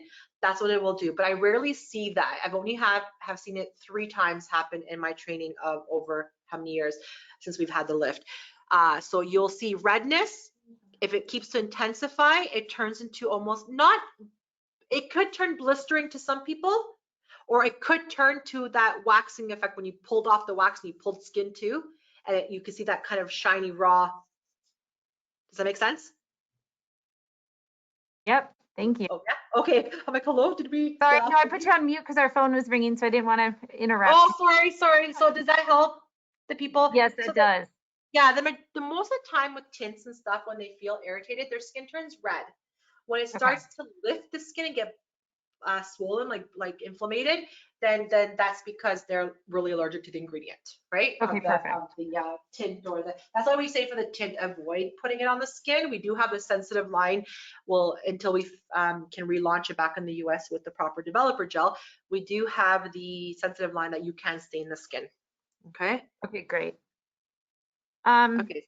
So dry Q-tip, just to remind me for the next question, my Q-tip is dry and I'm taking my time doing this. I'm not rushing it. I don't want nothing to lift, but I'm this eye stayed really good. I just see one hair, which that was the same hair that caused me issue to begin with. It's so completely much straighter than the rest of them. It's stubborn. It's very stubborn, yeah. So I'm just taking another Q-tip and just going over just to make sure. But can you see the waterline? I don't have to lift her eye still because the waterline is so visible. If you can have this waterline visible throughout your whole throughout your whole service, you will be, your client will be more comfortable. Anyways, go ahead to the next question. Yes. How do you feel about the tape method and using like medical tape in the procedure? So if you wish, if you didn't have the black silicone pads, I know some of the tapes can be really sticky onto the skin. and it can pull the skin. So and for the bottom lashes, I do like using these black silicone pads. There will be people who do extensions that will use the tape extension for their lashes. But I did purchase tapes for me personally when I'm here doing demos or so forth, like these ones that are meant for lash extensionists for their skin tape.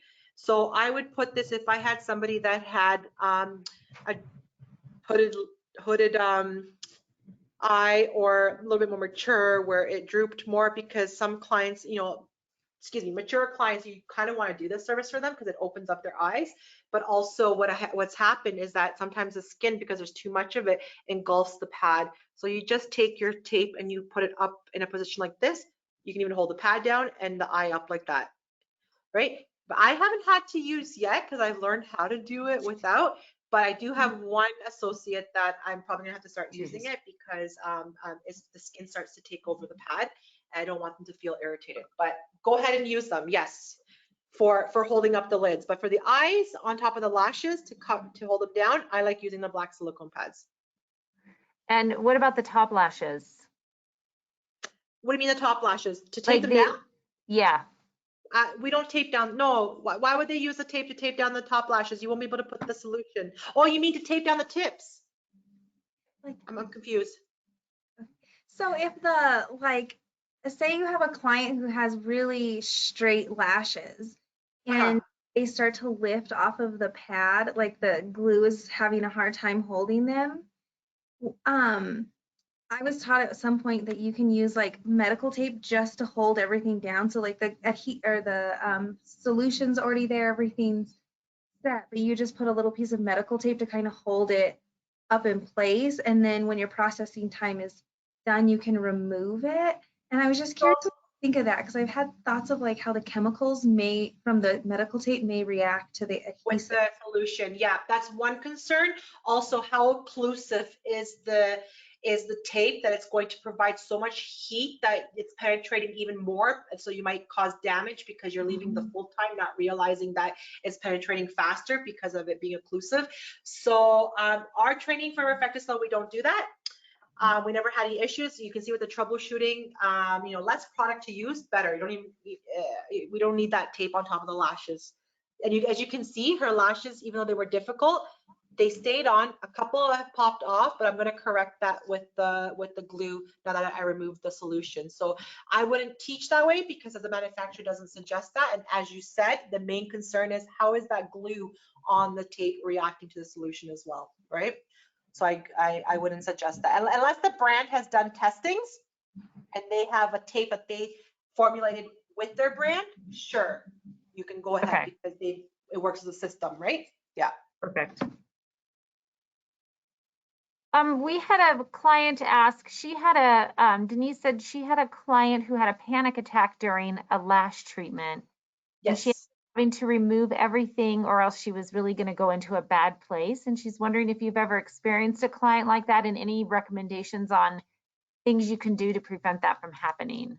I did experience that with one training where, not for me personally, a mother was doing one of my classes and brought her daughter, who was about 12 years old, to do the lash lift on her, and she started to feel stinging in her eye. But she's young and she probably never felt this pain before and started to panic, and she was yelling at her mom to take it off, and her mom just backed off and froze and didn't know what to do. So the girl obviously panicked more. So I sat her down, calmed her down. She was crying too. So I calmed her down. And I said, listen, we're going to get this off really quickly, but you got to work with me. So you're coaching with them. And I'm able to do that to calm them. And I just started to remove the solution really quick with the Q-tips. And once the solution was gone with the Q-tip, I took a cold, before I removed the pads, I took a cold compress, like the cotton pad, put it in cool water and held it on her eyes. And that calmed her down, that I can remove the rest of the pads. But you just had to work fast at taking the Q-tip and removing the solution that's on there so that you can put the cold compress on top. Does that help? Yes, she said she responded and said, thank you. Yeah, perfect. Yeah, I had to learn myself to be calm in this situation too. Two people panicking, it's like that story, like you said, if there's two blind men, they're gonna end helping each other and might end up in the ditch. So you just have to learn to be calm, yeah, and coach them and calm them as well. Okay, yeah. Yes, thank you. She responded and said that's a great tip. Perfect. Okay, so Now that I removed the solution, I made sure that my Q-tips are nice and dry. I don't see that pink solution anymore. I am going to start to re-glue again because I did see some lashes that have popped. So this is the step that's going to help the other lady or gentleman, who I don't know who asked the question, that wanted to know how to do this step. So I'm going to take my disposable lip brush because now I'm touching lashes, right? So I'm going to take the disposable lip brush, go over these lashes with the glue that I see that have popped up. So wet them.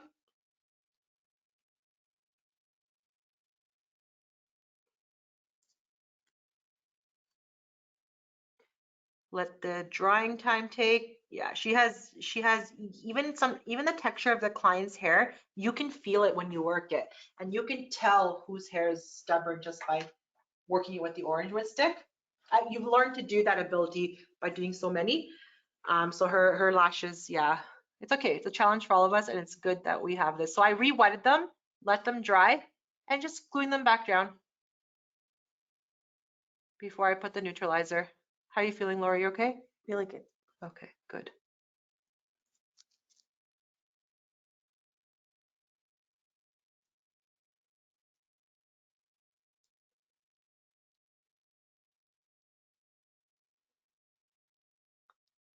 So I'm going to put a little bit more glue on that area. I'm going to try and put it on my orange wood stick.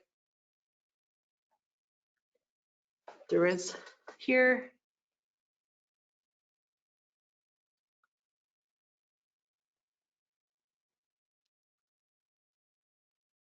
So this is the part where you have to make sure they're down because they might not take form if they're not down, right? They're going to just form to air.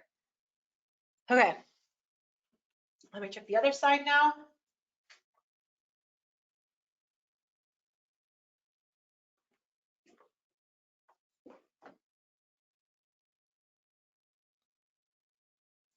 So as during the first step, I could have did the brows, but I guess answering the questions, I totally forgot. So I'll do the brows during this timing. I'm just wetting them because on this side, remember, I called it out on that side that a lot more were going to pop off, and they did. I'm going to let it dry. I sure hope that extra small size comes maybe, I'll get it by February. That would be so nice. You can make magic on a lot of like the, you know, the Asian clientele that has shorter, even shorter than I was gonna call you Leslie, than Lori, even shorter than Lori, and they're straight and short. The extra small pad will make life easier for those type of clientele that really, really want a lift.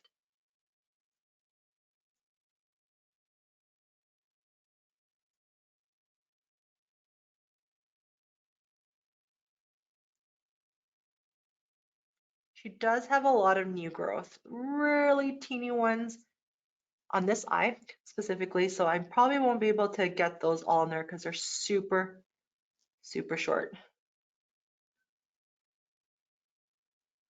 You have time for a question? Yes. Okay.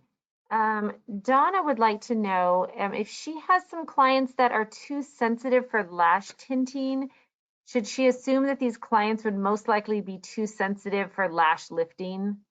Not per se, because ingredients are different. Okay. And it could be maybe just a certain ingredient in the dye that's giving them irritation, but then the lash form is fine. That's why patch tests, you don't want to assume, you want to patch test them, because what if she's okay with the lift, right? So doing that patch test will help you determine that.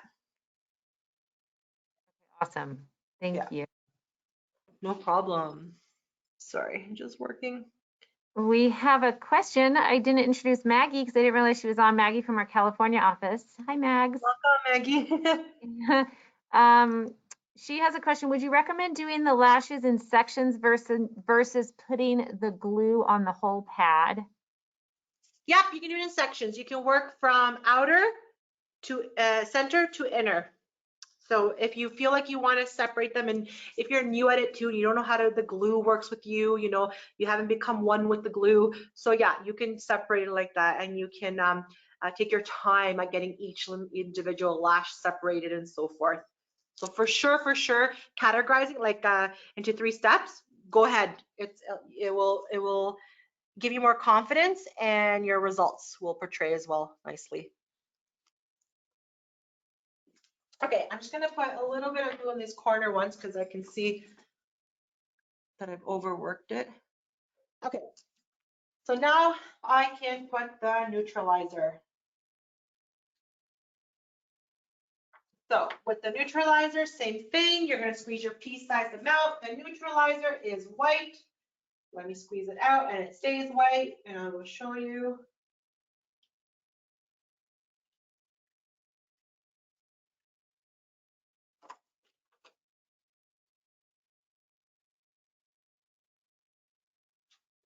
So that's the neutralizer, and it's more creamy, the texture, as opposed to the Lash Perm is a little bit more watery.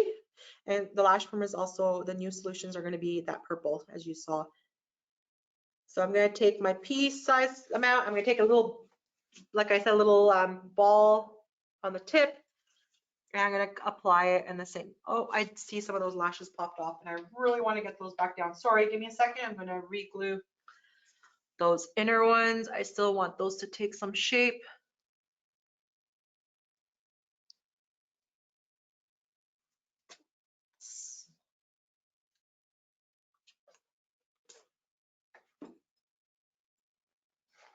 Okay, give me a second to let that dry.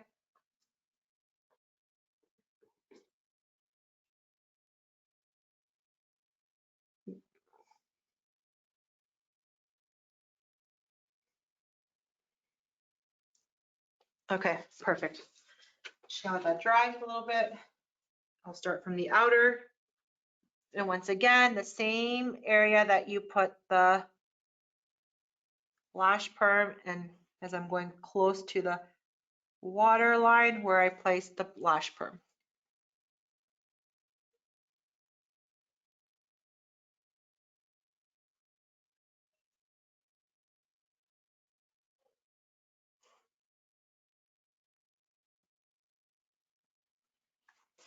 Okay, and do the inner.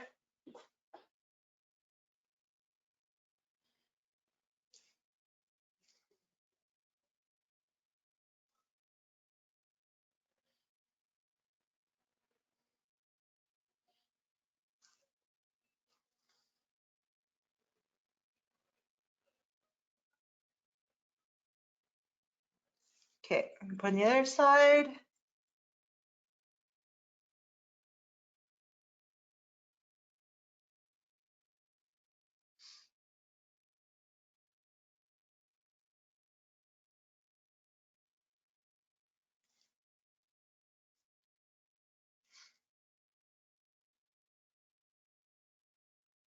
Okay, so I'm gonna just finish off the center.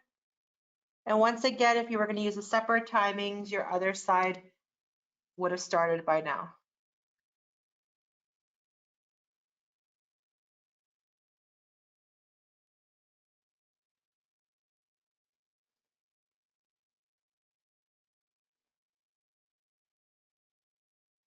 Perfect, okay.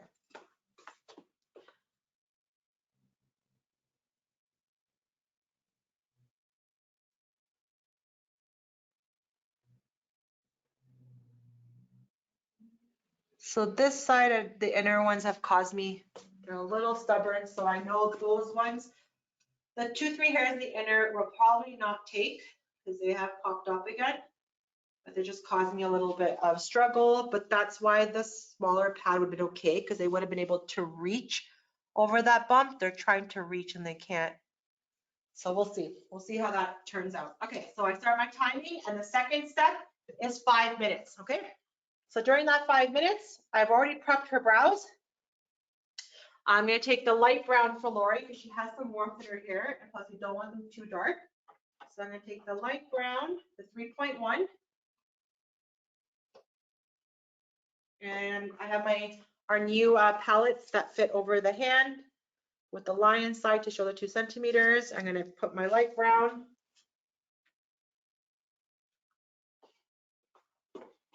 So this is a good way that you can upsell, and you know, you can do 2 services.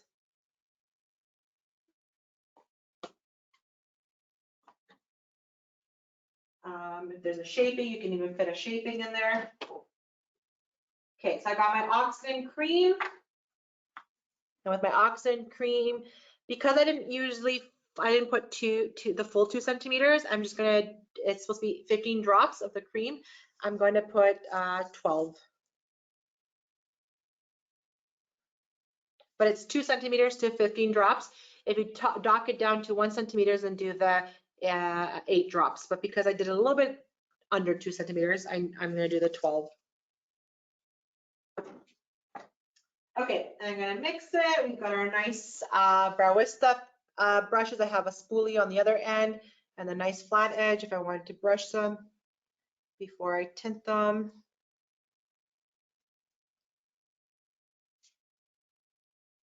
Okay, protection cream. I tint pretty clean, but a protection cream around her brows would be nice. If you want me to show you that quickly, I can show you on the one brow what you would do. I'm just mixing the tint.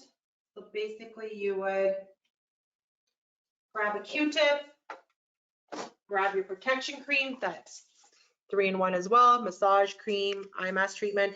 I would put some on my hand here on top of my glove, a little droplet of it. And I'm gonna just take that and make sure you don't touch the hair, but you just have outline around, okay? So that if you are a little bit more not sloppy, but I guess if you're just like to slap it on a little bit and not go precise, you can have a less staining of the skin, so you don't sit there trying to remove all that staining. So you just outline, okay? You just outline the brow area, avoid touching the hair. So after you stirred your mixture, you have a nice creamy consistency. You can start applying it.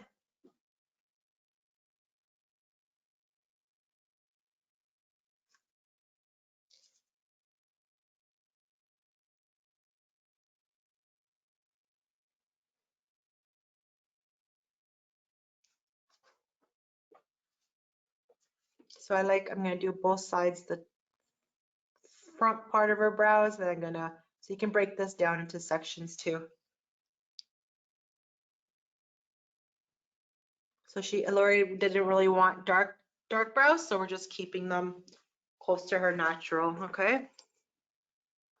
Can I get you to tilt your head like this? A little bit more, thank you. Okay.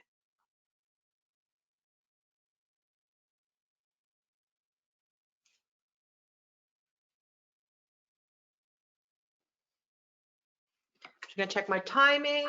We still have about a minute and so left. So I'm gonna, as our brows are processing, I'm gonna leave them about, I could leave them about 5 minutes. And then I'll go work the lashes, but before I tint the lashes, I'll come back to the brows, finish off the brows, then go back to the lashes. So you work in the sections.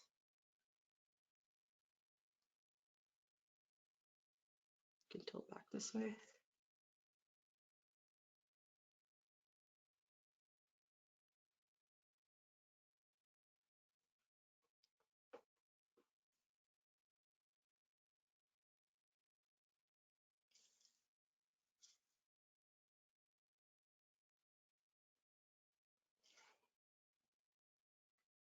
So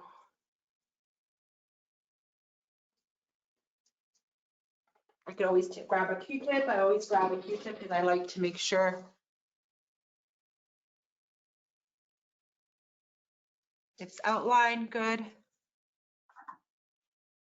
And you can have in a lash lift too, you can complete a brow lamination as well. You can do it all. You just have to get your timing on when to switch to eat, because if you did everything separately, they would be in the bed for 2 hours. So you just have to know how to time and do them. When you have your processing time, you can move to the brows. You can move back to the lash. You can move back to the brows. Okay, so I have to remove now the lashes.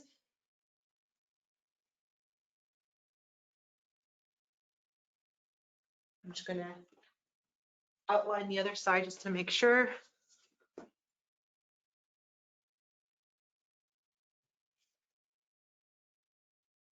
Perfect. Okay.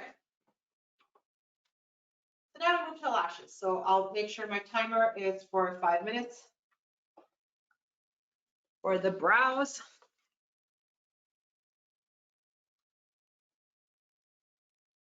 Perfect. Okay, and now I move to the lashes.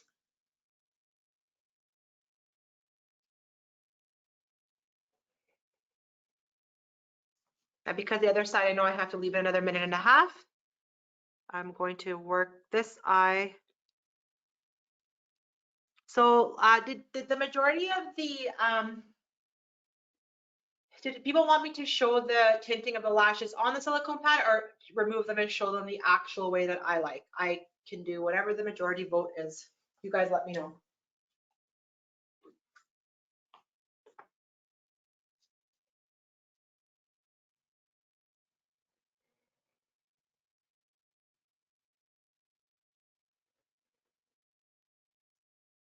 Do people, Wendy, do people feel, or Farhana, do people feel like they want me to do it the correct way? Removing the pads and then doing the tint with the protection papers? Somebody suggested to do one on each side, but I don't know if that's possible. To do it differently? A one on each side with, So do one with the pad and one with the removing the pad? yes. Okay, the only thing is that she's gonna have bottom lashes tinted and bottom lashes not tinted. So Oh, I I don't know if see. that will look It was, nice on her. So if we want, like, if we want on, is it, okay, right now, this eye is clean. All I had to do was just add the tint now. okay. But as you can see, because it's a pad so close to the root there behind, I wouldn't be able to get to the color, and then I wouldn't be able to get also to the bottom lashes. So visually you can see now that I'm missing a lot of hairs that I want to reach to, Okay. right? But Um, obviously it's easier just to take the tint and place it on here, cover Right. all the lashes, make sure you don't touch the skin. It's much easier. Okay. Right? So, but if they want me to show the right way, I can show with the protection cream and with our protection papers so that people know how to utilize these supplies, right? Because these are my favorite. They're extra papers because I can give my client mask treatment as well while I'm tinting. So it's up to you guys. I don't know if I could do one each. If you want to see it for visual sakes, Lori, I'm good with that. she's good with it. We can. If the model says they're good, we can do it this way. So I have another about 30 seconds in that. I'm going to mix the lash tint. So I'm going to mix for her blue, black, and black, just to add more depthness. So equal parts of both. Okay, so equal half blue, black, and half black. Thanks, Chrissy. We did get some questions on if you could do it both, so that would be great. Or Sure, yeah. Model confirmed, okay? So yeah, we'll do it. thank you. You're welcome. So for lashes, I know that I want to use my full 2 centimeters, so I'm going to do my 2 centimeters and my 15 drops of cream.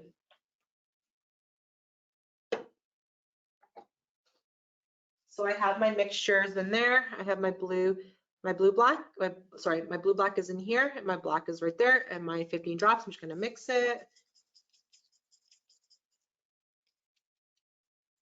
But before I apply it, I'm just going to remove the other side and remove the pad on the other side so that we can show.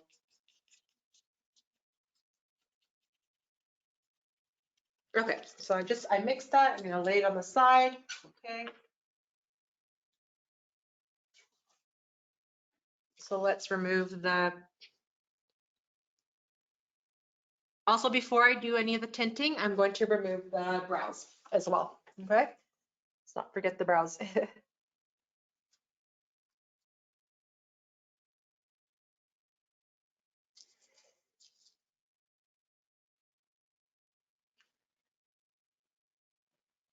So I'm trying to remove as much of solution either side. So I can see these lashes are staying on. I'll remove that side to do the other way because they're already popping off.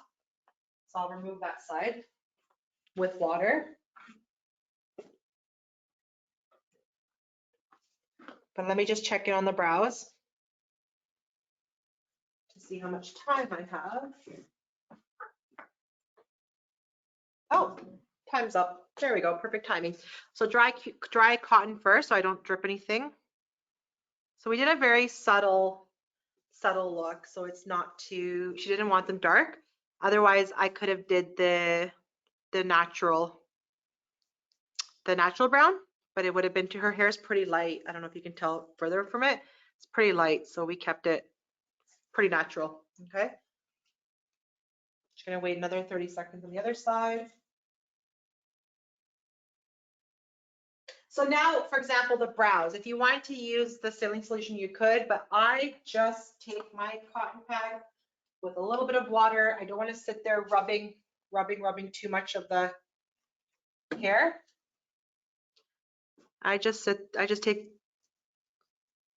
light water, just like that, just to remove anything that was a little bit extra, and that's it. And there was no staining of her skin either because we did the protection, okay?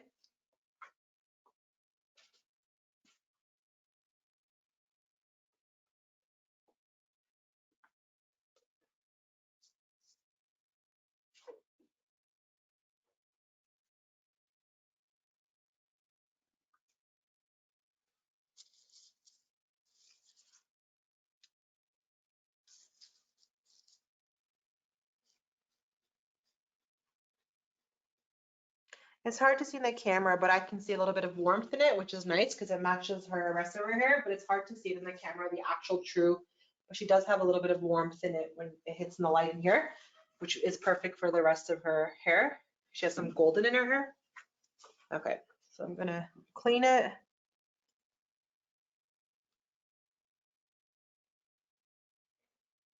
Perfect, okay. I'll do the styling gel after. So right now I'm gonna remove the other, just the one side of the lashes to show the way that you should technically do the tinting. So already lashes are popping off. So I just take my wet, it's just water.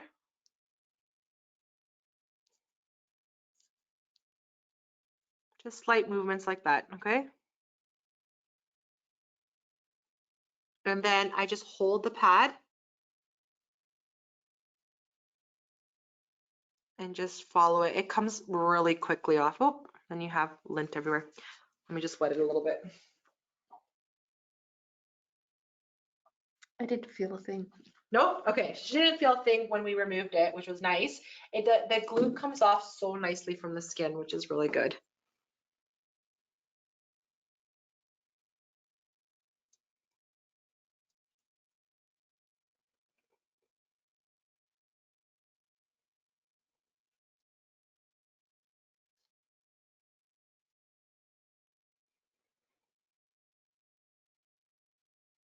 So you can use, I'm going to show with the silicone, without the silicone because then you can see the tint.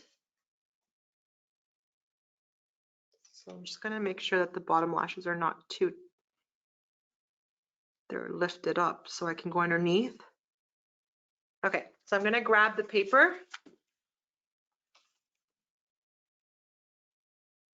And you just open it like that, and oops, you open it like that and you take just one out of this strip. And there's a rough side and there's a soft side.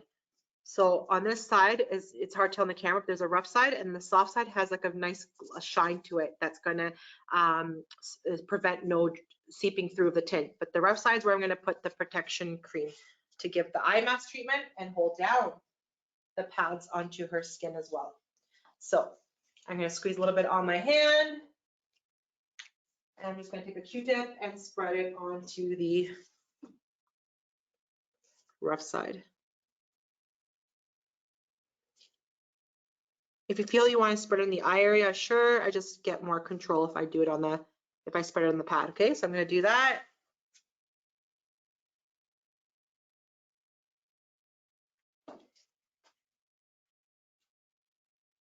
And then I'm going to place it underneath her bottom lashes. Let me just spread a little bit more. You want to get every single crevice of the like corners and so forth, so they don't lift from the eye.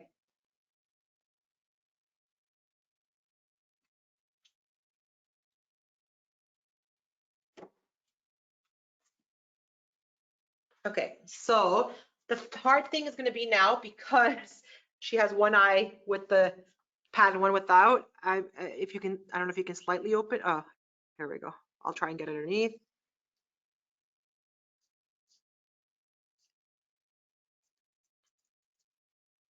Okay, so now she can get that treatment done, okay? The eye mask. So I'm going to take my tint.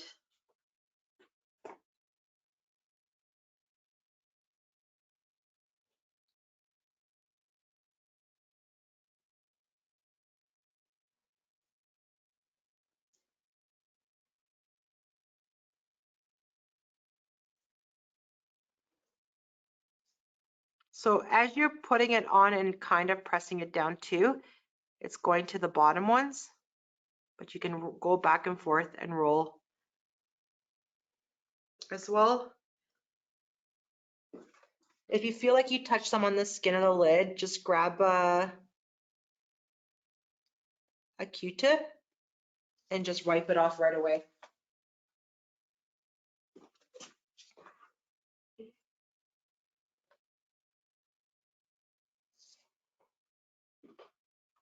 Okay.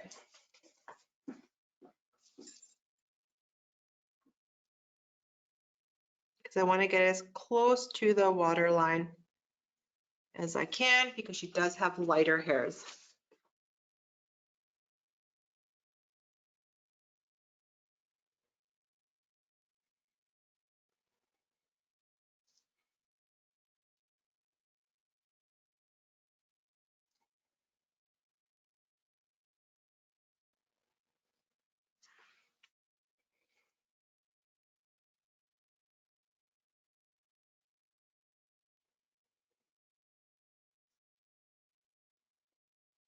Okay, so the other side is going to be easier because you're not worrying about the, so you just do on top just like that. So you can see how easier it is because you didn't have to worry about getting all that extra step of putting the pads. But once again, I prefer the quality that I can give to them as well, and that extra little service of the eye treatment. But obviously this way on the pad, much faster.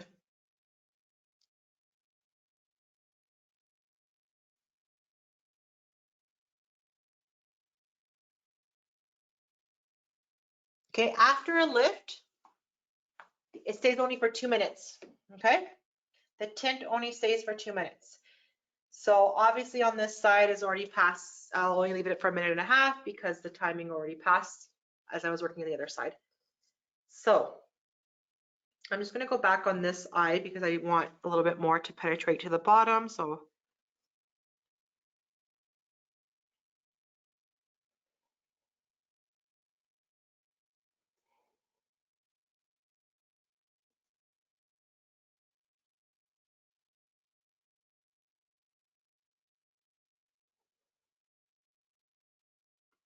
okay, so we wait till that time is up. If they had thick layered lashes and you want to leave it another minute longer, that's okay. But because the hair was treated with the lift, the follicles, like the hair cuticle is going to take it quick, the tint. So that's why you don't have to leave it the full 10 to 15 minutes like we originally do without a lift, right? So it accepts the tint quick. So as I'm waiting another 40 seconds, has any question so forth, anything? I see the flashing, the little, I think someone typing a question.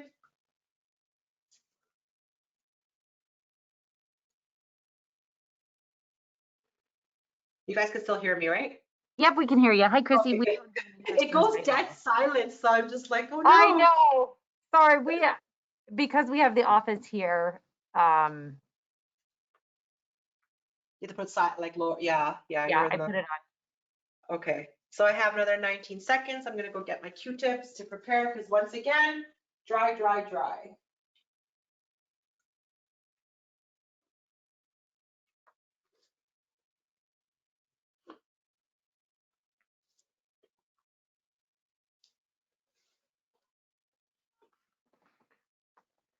Can you tell already on the lift? It's hard for us to tell in this angle. For the lift, she did have some lifting happen, but it's not the dramatic that we need. I already knew that because of the Yeah. pad size, but she did have some lift, and when she opens her eyes, we'll see a little bit. We'll be able to see it better. Yeah. So because I can already tell her lashes shot straight down, and you see even the corner here, they're sticking up now. Okay. It's really hard to tell, but they're sticking in this corner here. They're sticking up on their own. Yeah, I Before can they see were that. straight down, like they would be touching the pad. Mhm. So I'm happy for that, but obviously we do want a more dramatic look. That's why that extra small pad is going to be a dream. It's going to be awesome. And do you know when that's available? They said sometime next year. I'm going to try and get an accuracy in what quarter, like maybe I think they said early spring, but I was Okay, hoping cool. maybe I'm going to send an email because I'm hoping maybe in early like winter, like not early winter, but like January or February the latest. So I have to check with them again. So what I'm going to do is I'm going to take a wet cotton pad. It's not too wet because she still has a lot of tint on that eye. So just enough wet the pad that I can just put it on top just to take some of it onto the pad.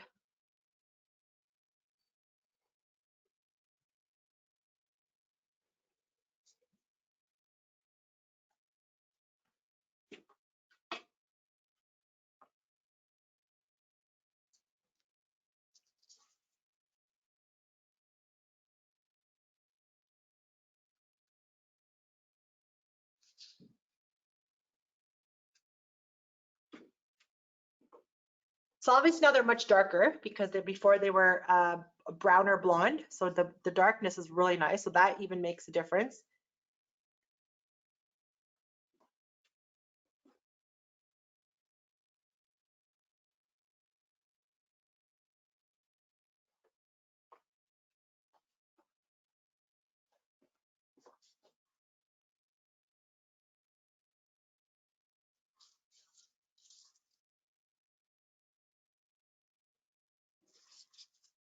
You're taking a little bit, sorry, it's lifting a little bit thingy on the side. No, it's okay.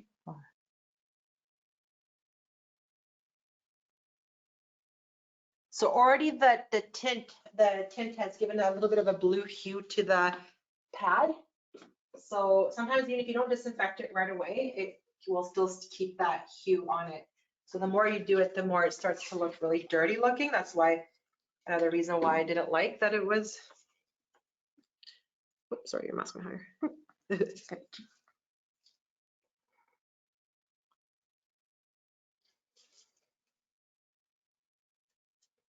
So it glides off really easily.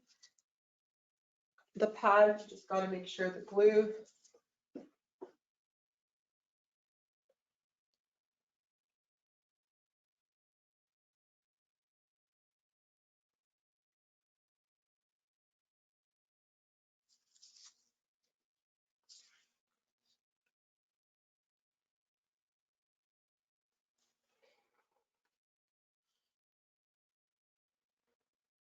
Let me dry that eye a little bit.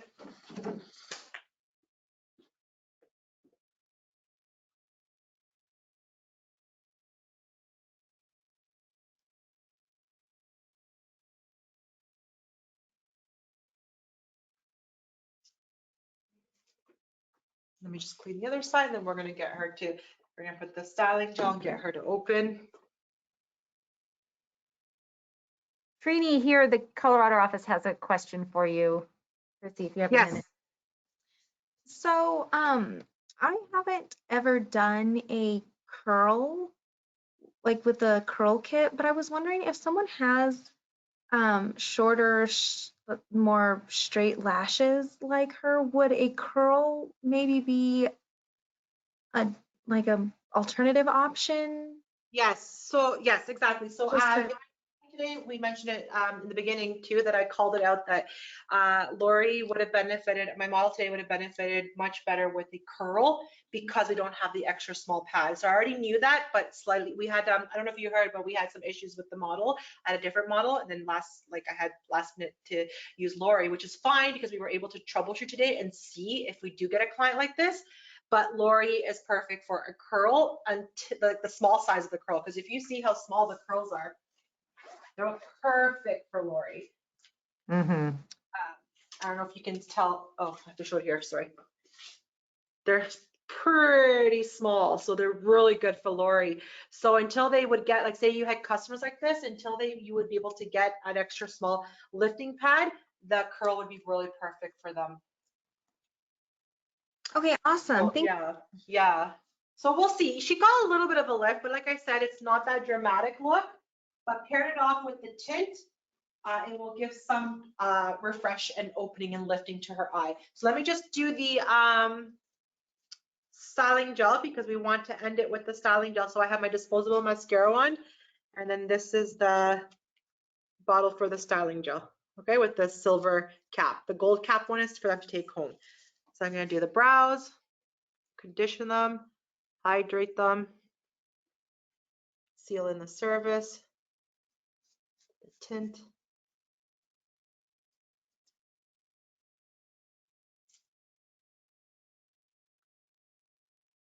And then we're going to do the lashes too. So give me 1 second. Let me just close the cap to this one. Let me just do the top part, and I'm going to get her to open. Okay, slightly open. Let me know if you feel anywhere sensation, if there's any tint. Is there anywhere I need to remove? Feels good. Yeah, it's able to open all the way. Anywhere it feels sticky? A little stingy this one. Okay, let me get that one. Give me 1 second. So if they feel a little bit stingy, I get my cotton pad with some water Yeah, just to the corner. and place it.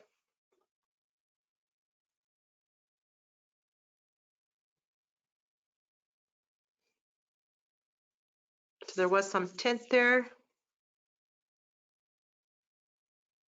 Does that feel a little bit better? Much better. Better? Yeah, let me just do it in here too. Okay, try and see now if you, when you open, how do you feel? It's good. Yeah? Yeah. Okay. So we can get her when she Nice. stands up too to see it. Sorry, let me just get the mascara one. It got wet with the water. Give me 1 second. Okay. So focus somewhere. Yeah.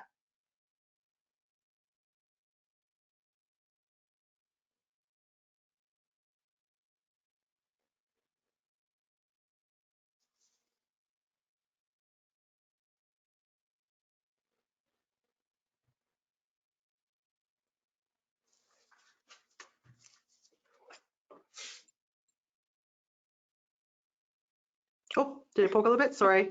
Sorry.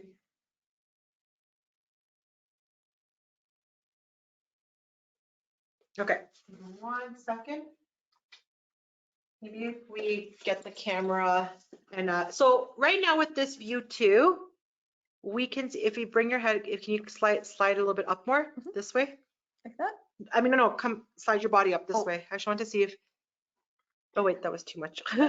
Okay, so right now, even when she looks up, I can see the corner ones sticking up and flaring up, which before they were all shooting straight down. So it has done some, but you can only imagine that if she has the extra small, how much more dramatic. Now with the curl, they would have rounded more.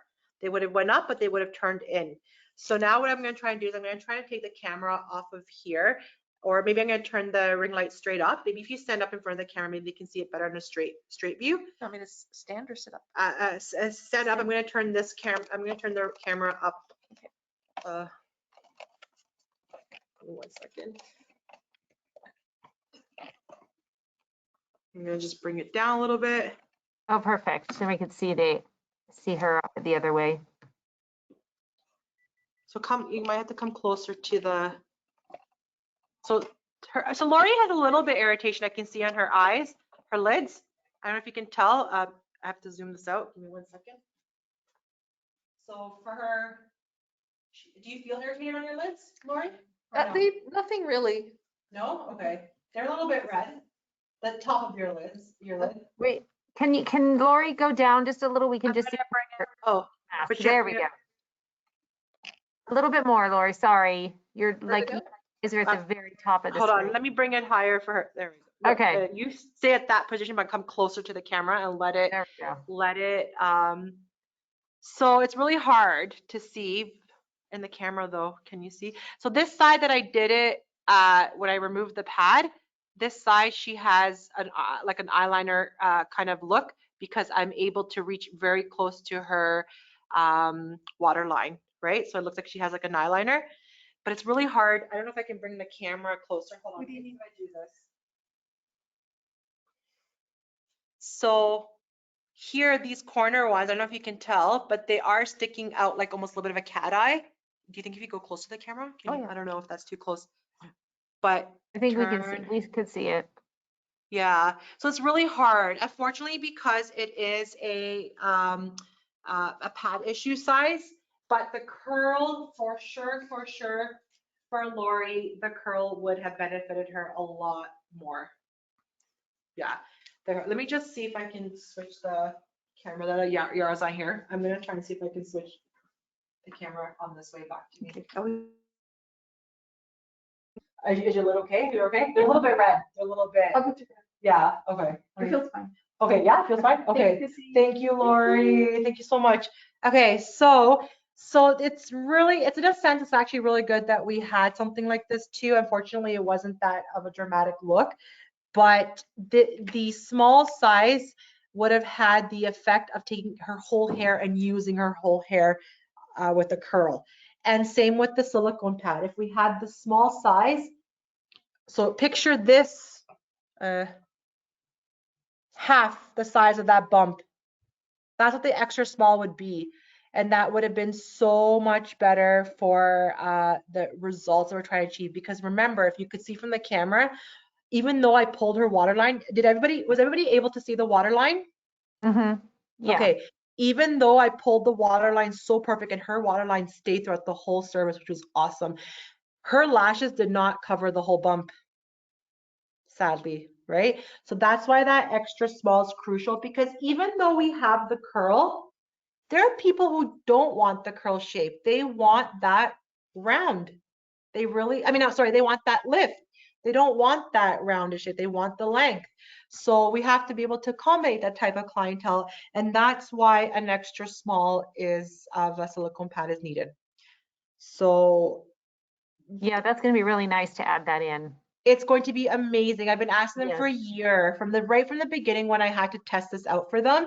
The client that I tested out at first had Lori type of lashes. And right off thing, even if I practiced on the same person more than once, more than twice to see, the hairs were not covering the bump. And that's how you know you've got the right size too.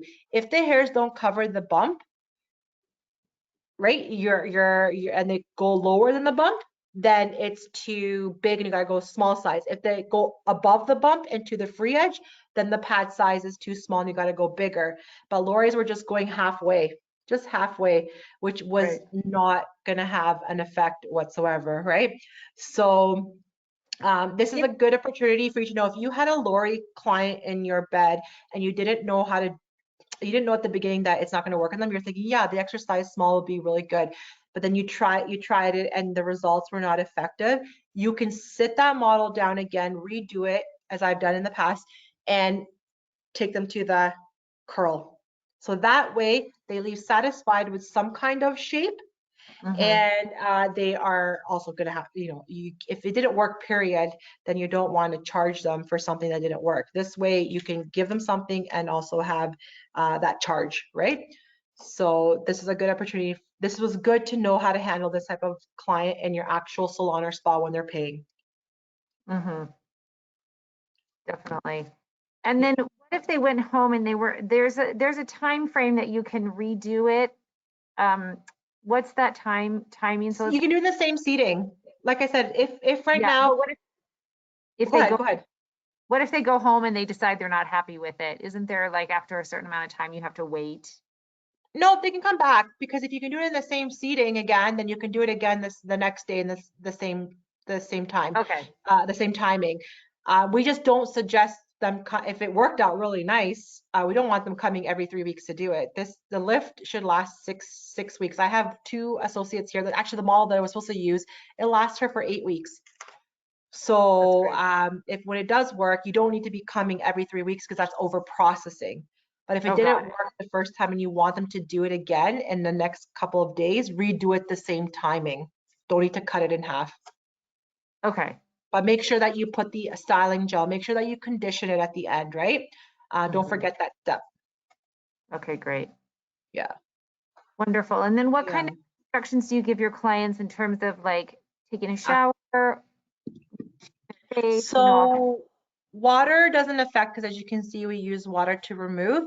But when they're in the shower and they're washing their face, we say to refrain away or stay away from the brows and the lashes, because if they're going to use an exfoliant and a really abrasive, or if they're going to forget and they're going to go over their brows, or if they're going to use a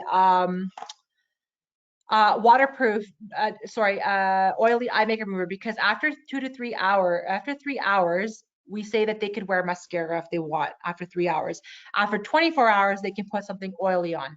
But if they were after 3 hours or going out for dinner or going out at night and they put on a mascara that was waterproof and they went home and they use an oil base, that could affect the result and diminish the look within that 24 hours.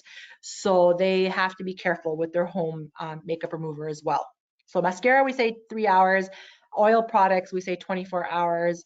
Water is fine, but just stay away from rubbing the brows and the lashes. Does that help? Does that so what some people have said is, well, in that case, if the oil is 24 hours, then why don't we just make it all 24 hours that we tell them? And I'm like, sure, if you wish to say that, then it's fine. That way they're not having, okay, this you can do this, but this you can do this, and then they feel confused and they mix all their timings up. And if you give them everything 24 hours, it gives that security. But if they were going to go out somewhere special that night and they really needed to put mascara, well, we don't want to stop them from that, right? So 3 hours, as long as 3 hours has passed, it's okay. Okay, wonderful. Yeah. Great. Let Yeah. me check and see if we have any other questions. I don't know if I can. I think we got all the questions answered. So thank you so much, Chrissie. Thank you, everyone. So all the questions are good? All the questions are good? Yep. Yeah, okay, perfect. Yeah, so this was just this webinar. If you wish to see the one that might have a lot more of a result, you can go to the RefectoCileEducation.com and see the last lash lift that I did of this. But once again, this demonstration today was actually really good as well, to see how you would deal with this in the salon as well if this happens. So remember that if you had a Lori, like right now, if Lori wants to come back to me and say, well, can we do the curl? I'll be like, sure. I'll sit her down. I'll prep her again, just use the Saline Solution. That's it. And I would redo the with the curl. So I'm just going to show my screen really quick, and I can send this link. Sure. Oh, yes. You guys see that? Hopefully, this is the RefectoCil education website that Chrissie has told us about, which has a lot of great information in there on and different webinars that you can look at. Because somebody was asking for one on the lash curl, so I sent them the link to this one. Yes, we have the lash curl, and then we have the one that we did, but you have that link, the one we did for the brow lamination too. But we have the brow lamination, the top one, the first one that says glam it up. On the model we did it all. We did the lash lift, lash tint, brow lift. So if you want to see that, cool. Yeah, you can see how you can time all of those services together. We are working at making the website a little bit more friendly and update and have like files like the consent forms and so forth, but you do have them on this platform that Wendy has put, so make sure that you download, because in one of them was the consent form, because many people asked to have our consent form, which is for the whole RefectoCil line. You can use the same consent form. You can drop in your logo in there if you wish, but it's standard of what you should be asking your client, medication, so forth, and things. So it's a really useful handout. Wonderful. Well, thank you. We got quite a few thank yous from the audience. I can't see them, unfortunately, so sorry, but thank you. If I can't make the shout outs, I don't see them. Yeah. Yeah, we did. So thank you so much. And if anyone has questions, feel free to always call us. We do have on-staff estheticians like Trini and in the California office as well that can answer questions. And Chrissie is really awesome. There's been times where people have had questions and or somebody's stuck, and Chrissie is wonderful, gets on the phone, answers our emails really quickly. So we have a great resource there as well. So I appreciate everybody's time. Happy holidays. Stay safe and healthy. And we look forward to doing more webinars with you, Chrissie, in 2021. For sure, for sure. And thank you everyone for your time today and your patience with our technical difficulties with the camera. We appreciate that. And once again, as Wendy said, stay safe, and we hope for better time in the new year with COVID. Yes, yes. Maybe we can do an in-person class, like, I don't know, sometime next year. That would be fun. That would be nice. I missed those in-person classes though. It's a different interaction. Yeah. Yes, for sure. All right. Thank you so much. Thank you. Have a wonderful day. Bye.